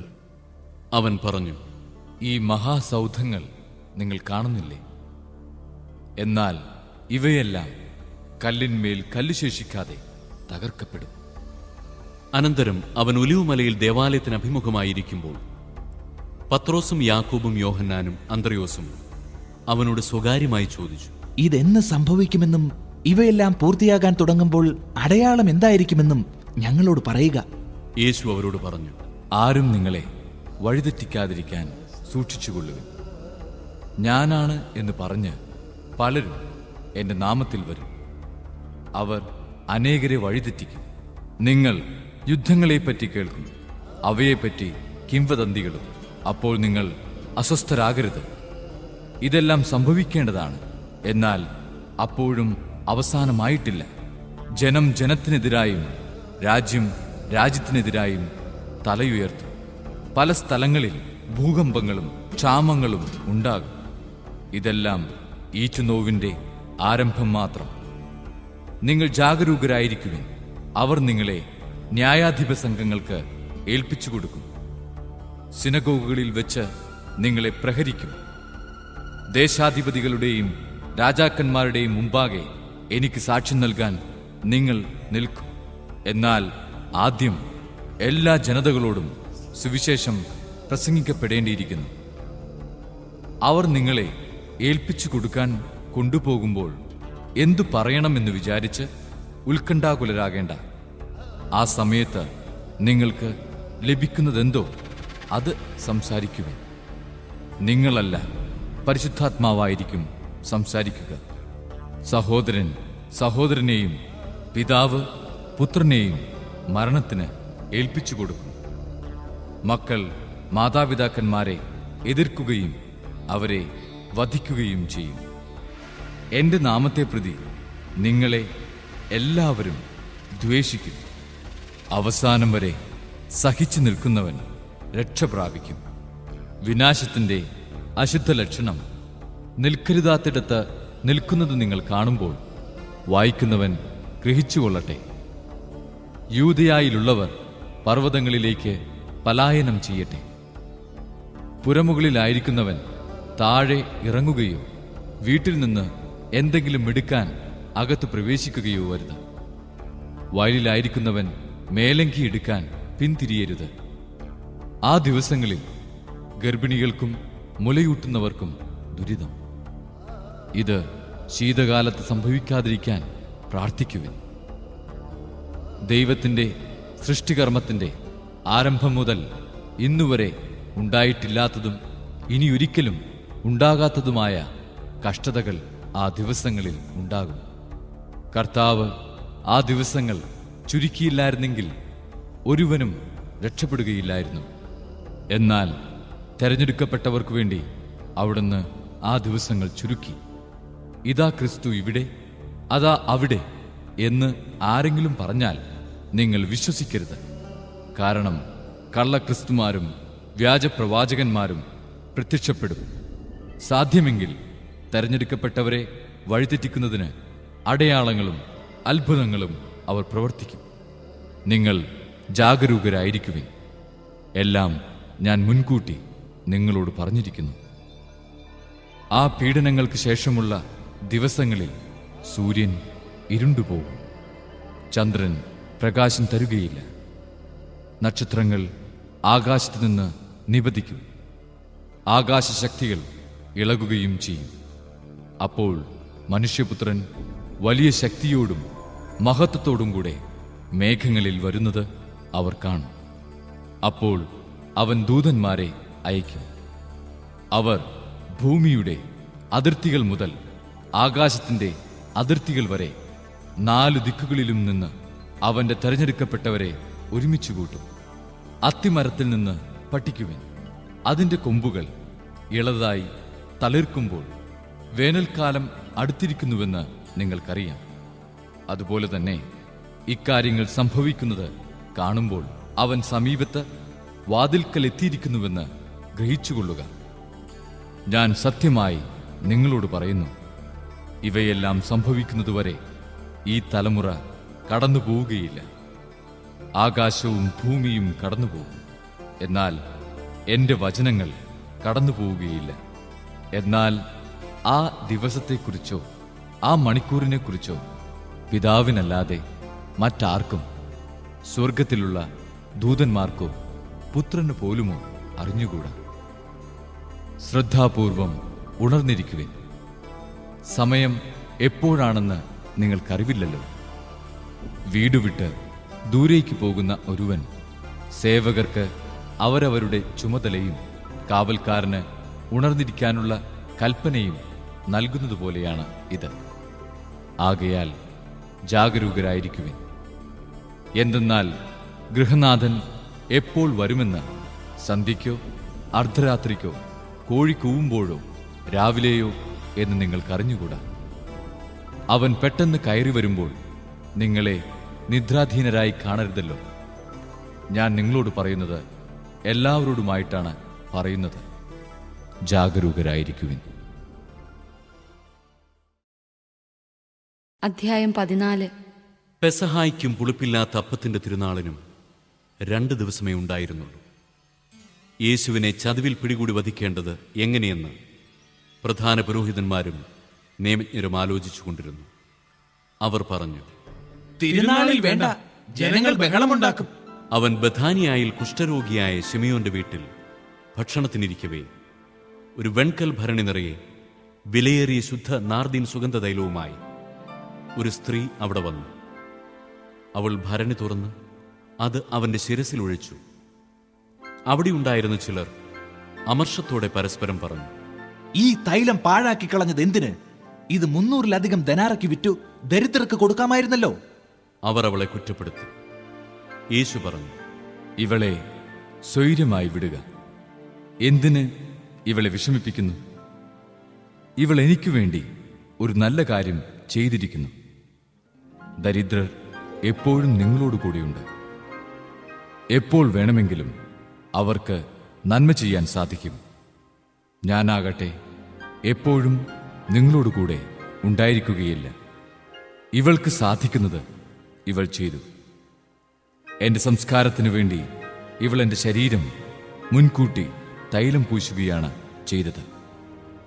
ഞാൻ സത്യമായി നിങ്ങളോട് പറയുന്നു, ലോകത്തിലെവിടെയെല്ലാം സുവിശേഷം പ്രസംഗിക്കപ്പെടുമോ അവിടെയെല്ലാം ഇവൾ ചെയ്ത കാര്യവും ഇവളുടെ സ്മരണയ്ക്കായി പ്രസ്താവിക്കപ്പെടും. 12 പേരിൽ ഒരുവനായ യൂദാസ് കറിയോത്ത യേശുവിനെ ഒറ്റിക്കൊടുക്കാൻ വേണ്ടി പ്രധാന പുരോഹിതന്മാരുടെ അടുത്തു ചെന്നു. അവർ ഇതറിഞ്ഞ് സന്തോഷിച്ച് അവന് പണം കൊടുക്കാമെന്ന് വാഗ്ദാനം ചെയ്തു. അവനെ എങ്ങനെ ഒറ്റിക്കൊടുക്കാമെന്ന് വിചാരിച്ച് അവൻ അവസരം പാർത്തിരുന്നു. പെസഹ ബലി അർപ്പിക്കുന്ന പുളിപ്പില്ലാത്ത അപ്പത്തിന്റെ 1-ാം ദിവസം ശിഷ്യന്മാർ യേശുവിനോട് ചോദിച്ചു, നിനക്കു ഞങ്ങൾ എവിടെ പെസഹ ഒരുക്കണമെന്നാണ് നീ ആഗ്രഹിക്കുന്നത്? അവൻ 2 ശിഷ്യന്മാരെ അയച്ചുകൊണ്ട് പറഞ്ഞു, നിങ്ങൾ നഗരത്തിലേക്ക് ചെല്ലുക. ഒരു കുടം വെള്ളം ചുമന്നുകൊണ്ട് ഒരുവൻ നിങ്ങൾക്കെതിരെ വരും. അവനെ അനുഗമിക്കുക.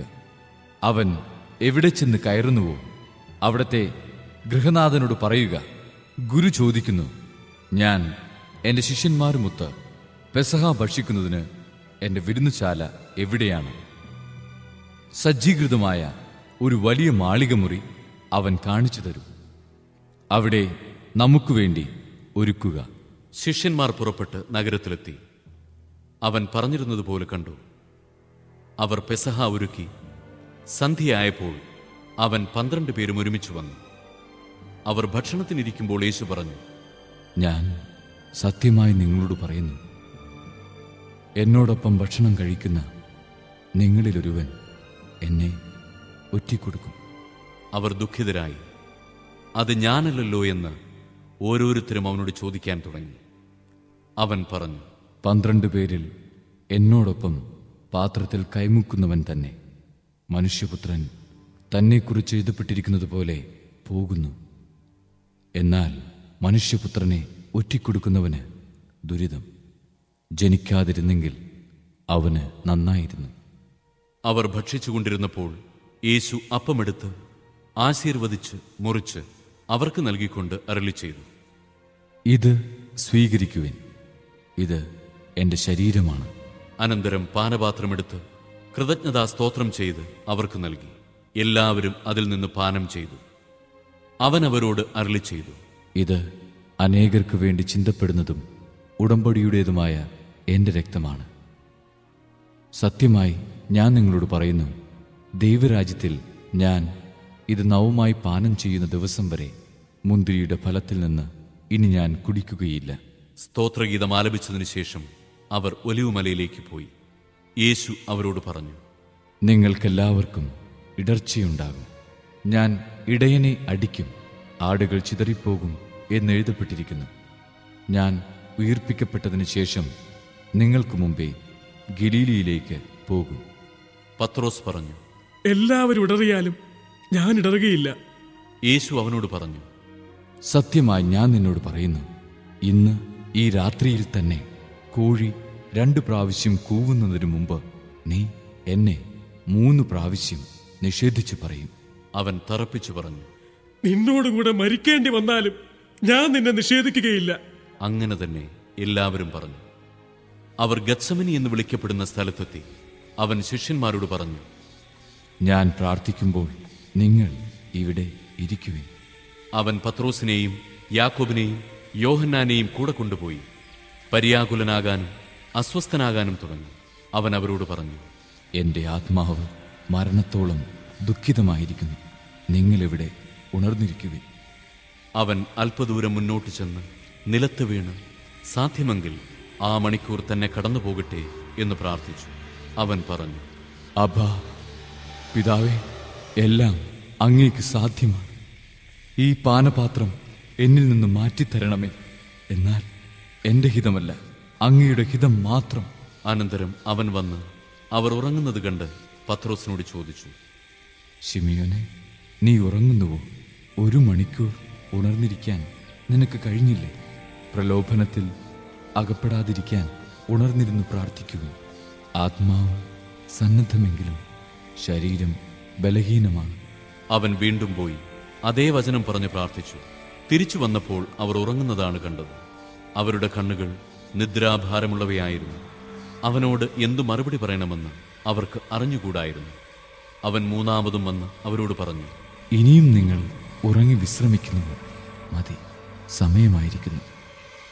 ഇതാ മനുഷ്യപുത്രൻ പാപികളുടെ കൈകളിൽ ഏൽപ്പിക്കപ്പെടുന്നു. എഴുന്നേൽക്കുവിൻ, നമുക്ക് പോകാം. ഇതാ എന്നെ ഒറ്റിക്കൊടുക്കുന്നവൻ അടുത്തെത്തിയിരിക്കുന്നു. അവൻ സംസാരിച്ചു കൊണ്ടിരിക്കുമ്പോൾ തന്നെ 12 പേരിൽ ഒരുവനായ യൂദാസ് അവിടെ എത്തി. അവനോടുകൂടെ പ്രധാന പുരോഹിതന്മാരുടെയും നിയമജ്ഞരുടെയും ജനപ്രമാണികളുടെയും അടുത്തുനിന്ന് വാളും വടിയുമായി ഒരു ജനക്കൂട്ടവും വന്നിരുന്നു. ഒറ്റുകാരൻ അവർക്ക് ഒരടയാളം നൽകിയിരുന്നു.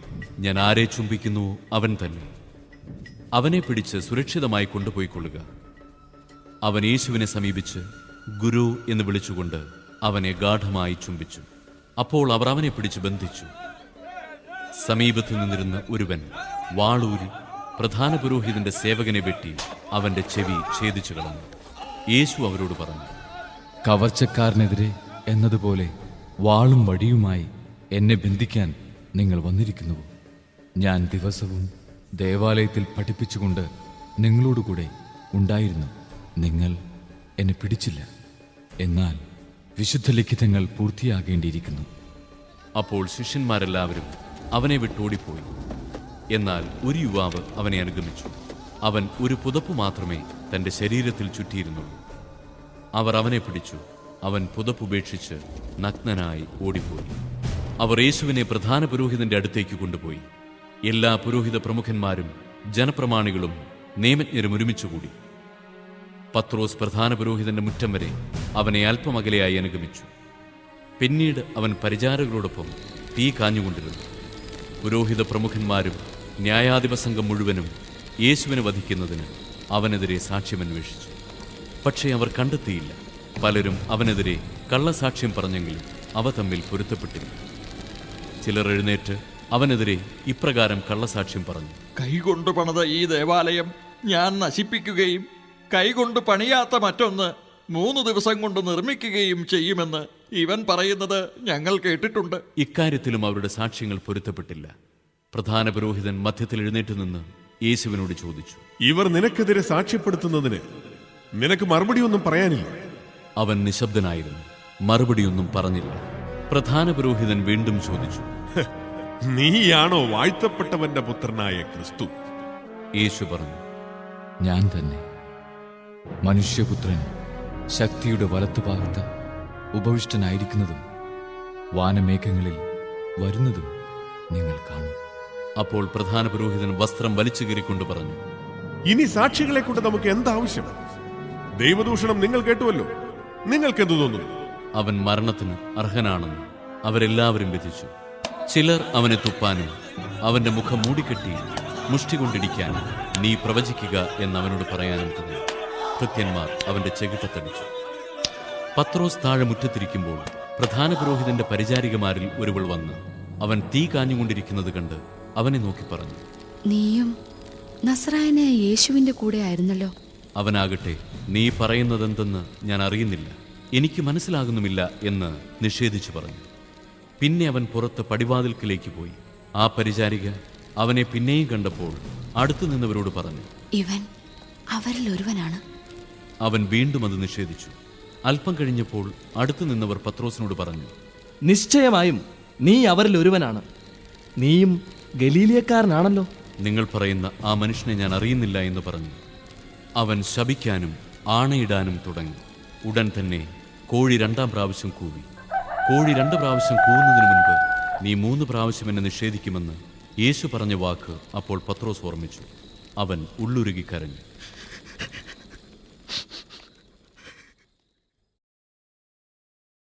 അധ്യായം 15. അതിരാവിലെ തന്നെ പുരോഹിത പ്രമുഖന്മാർ ജനപ്രമാണികളോടും നിയമജ്ഞരോടും ന്യായാധിപ സംഘം മുഴുവനോടും ചേർന്ന് ആലോചന നടത്തി. അവർ യേശുവിനെ ബന്ധിച്ചു കൊണ്ടുപോയി പീലാത്തോസിനെ ഏൽപ്പിച്ചു. പീലാത്തോസ് അവനോട് ചോദിച്ചു, നീ യഹൂദരുടെ രാജാവാണോ? അവൻ മറുപടി പറഞ്ഞു, നീ തന്നെ പറയുന്നു. പുരോഹിത പ്രമുഖന്മാർ അവനിൽ പല കുറ്റങ്ങളും ആരോപിച്ചു. പീലാത്തോസ് വീണ്ടും ചോദിച്ചു, നിനക്ക് മറുപടിയൊന്നും പറയാനില്ലേ? നോക്കൂ, എത്ര കുറ്റങ്ങളാണ് അവർ നിന്റെ മേൽ ആരോപിക്കുന്നത്. എന്നാൽ യേശു മറുപടിയൊന്നും പറഞ്ഞില്ല. തന്മൂലം പീലാത്തോസ് വിസ്മയിച്ചു. ജനം ആവശ്യപ്പെടുന്ന ഒരു തടവുകാരനെ അവൻ തിരുനാളിൽ മോചിപ്പിക്കുക പതിവായിരുന്നു. വിപ്ലവത്തിനിടയിൽ കൊലപാതകം നടത്തിയ ബറാബസ് എന്നൊരുവൻ വിപ്ലവകാരികളോടൊപ്പം തടങ്കലിലുണ്ടായിരുന്നു. ജനക്കൂട്ടം പീലാത്തോസിന്റെ അടുത്ത് ചെന്ന് പതിവുള്ള ആനുകൂല്യത്തിന് അപേക്ഷിച്ചു. അവൻ പറഞ്ഞു, യഹൂദരുടെ രാജാവിനെ ഞാൻ മോചിപ്പിച്ചു തരണമെന്നാണോ നിങ്ങൾ ആഗ്രഹിക്കുന്നത്? എന്തെന്നാൽ അസൂയ നിമിത്തമാണ് പുരോഹിത പ്രമുഖന്മാർ അവനെ ഏൽപ്പിച്ചു തന്നതെന്ന് അവൻ അറിയാമായിരുന്നു.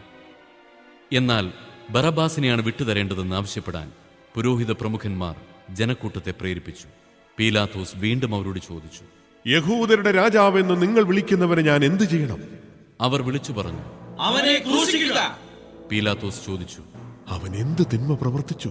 അവർ കൂടുതൽ ഉച്ചത്തിൽ വിളിച്ചു പറഞ്ഞു, അവനെ ക്രൂശിക്കുക. അപ്പോൾ പീലാത്തോസ് ജനക്കൂട്ടത്തെ തൃപ്തിപ്പെടുത്താൻ തീരുമാനിച്ചുകൊണ്ട് ബറബാസിനെ അവർക്ക് വിട്ടുകൊടുക്കുകയും യേശുവിനെ ചമ്മട്ടി കൊണ്ട് അടുപ്പിച്ചതിനു ശേഷം ക്രൂശിക്കാൻ ഏൽപ്പിച്ചു കൊടുക്കുകയും ചെയ്തു. അനന്തരം പടയാളികൾ യേശുവിനെ കൊട്ടാരത്തിനുള്ളിൽ പ്രത്തോറിയത്തിലേക്ക് കൊണ്ടുപോയി. അവർ സൈന്യവിഭാഗത്തെ മുഴുവൻ അണിനിരത്തി. അവർ അവനെ ചമപ്പ് വസ്ത്രം ധരിപ്പിക്കുകയും ഒരു മുൾക്കിരീടം മെടഞ്ഞ് അണിയിക്കുകയും ചെയ്തു. യഹൂദരുടെ രാജാവെ സ്വസ്തി എന്ന് അവർ അവനെ അഭിവാദനം ചെയ്യാൻ തുടങ്ങി. പിന്നീട് ഞാങ്ങണ കൊണ്ട് അവന്റെ ശിരസിൽ അടിക്കുകയും അവന്റെ മേൽ തുപ്പുകയും മുട്ടുകുത്തി അവനെ പ്രണമിക്കുകയും ചെയ്തു. അവനെ പരിഹസിച്ച ശേഷം ചമപ്പ് വസ്ത്രം അഴിച്ചു മാറ്റി അവന്റെ വസ്ത്രം വീണ്ടും ധരിപ്പിച്ചു.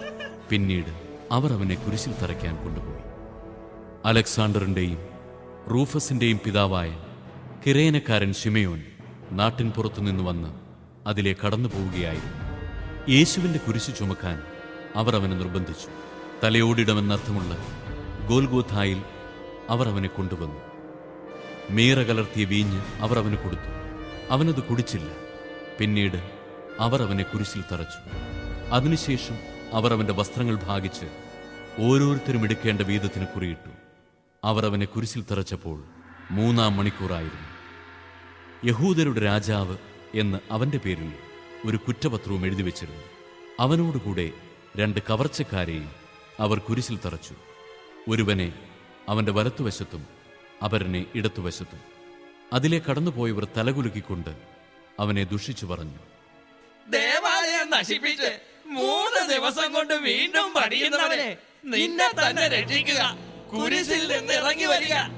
അതുപോലെ തന്നെ പുരോഹിത പ്രമുഖന്മാരും നിയമജ്ഞരും പരിഹാസപൂർവ്വം പരസ്പരം പറഞ്ഞു, ഇവൻ മറ്റുള്ളവരെ രക്ഷിച്ചു, തന്നെ രക്ഷിക്കാൻ ഇവന് സാധിക്കുന്നില്ല. ഞങ്ങൾ കണ്ടു വിശ്വസിക്കുന്നതിന് വേണ്ടി ഇസ്രായേലിന്റെ രാജാവായ ക്രിസ്തു ഇപ്പോൾ കുരിശിൽ നിന്ന് ഇറങ്ങി വരട്ടെ. അവനോടൊപ്പം ക്രൂശിക്കപ്പെട്ടവരും അവനെ പരിഹസിച്ചു. 6-ാം മണിക്കൂർ മുതൽ 9-ാം മണിക്കൂർ വരെ ഭൂമി മുഴുവൻ അന്ധകാരം വ്യാപിച്ചു. 9-ാം മണിക്കൂറായപ്പോൾ യേശു ഉച്ചത്തിൽ നിലവിളിച്ചു,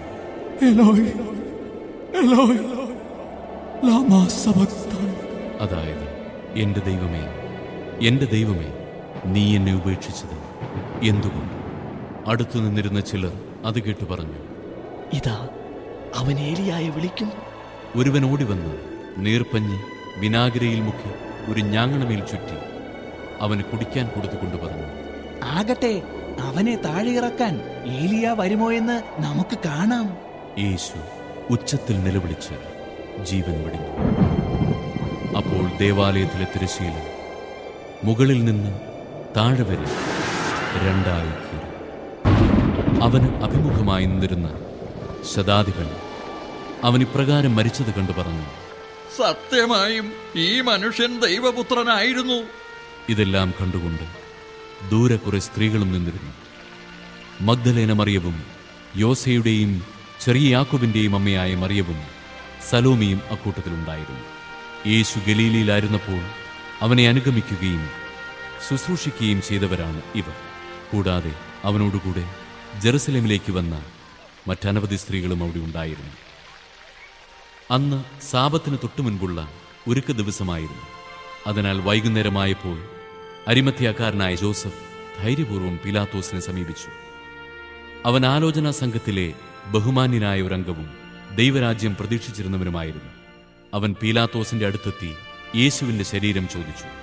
അവൻ മരിച്ചു കഴിഞ്ഞുവോ എന്ന് പീലാത്തോസ് വിസ്മയിച്ചു. അവൻ ശതാധിപനെ വിളിച്ച് അവൻ ഇതിനകം മരിച്ചു കഴിഞ്ഞോ എന്ന് അന്വേഷിച്ചു. ശതാധിപനിൽ നിന്ന് വിവരമറിഞ്ഞതിനു ശേഷം അവൻ മൃതദേഹം ജോസഫിന് വിട്ടുകൊടുത്തു. ജോസഫ് ഒരു തുണി വാങ്ങി അവനെ താഴെ ഇറക്കി അതിൽ പൊതിഞ്ഞ് പാറയിൽ വെട്ടിയൊരുക്കിയ കല്ലറയിൽ അവനെ സംസ്കരിക്കുകയും കല്ലറയുടെ വാതിൽക്കൽ ഒരു കല്ല് ഉരുട്ടിവെക്കുകയും ചെയ്തു. അവനെ സംസ്കരിച്ച സ്ഥലം മഗ്ദലേന മറിയവും യോസയുടെ അമ്മയായ മറിയവും കണ്ടു.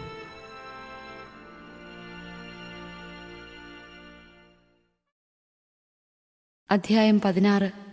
സാബത്ത് കഴിഞ്ഞപ്പോൾ മഗ്ദലേന മറിയവും യാക്കോബിന്റെ അമ്മയായ മറിയവും സലോമിയും അവനെ അഭിഷേകം ചെയ്യുന്നതിനു വേണ്ടി സുഗന്ധദ്രവ്യങ്ങൾ വാങ്ങി.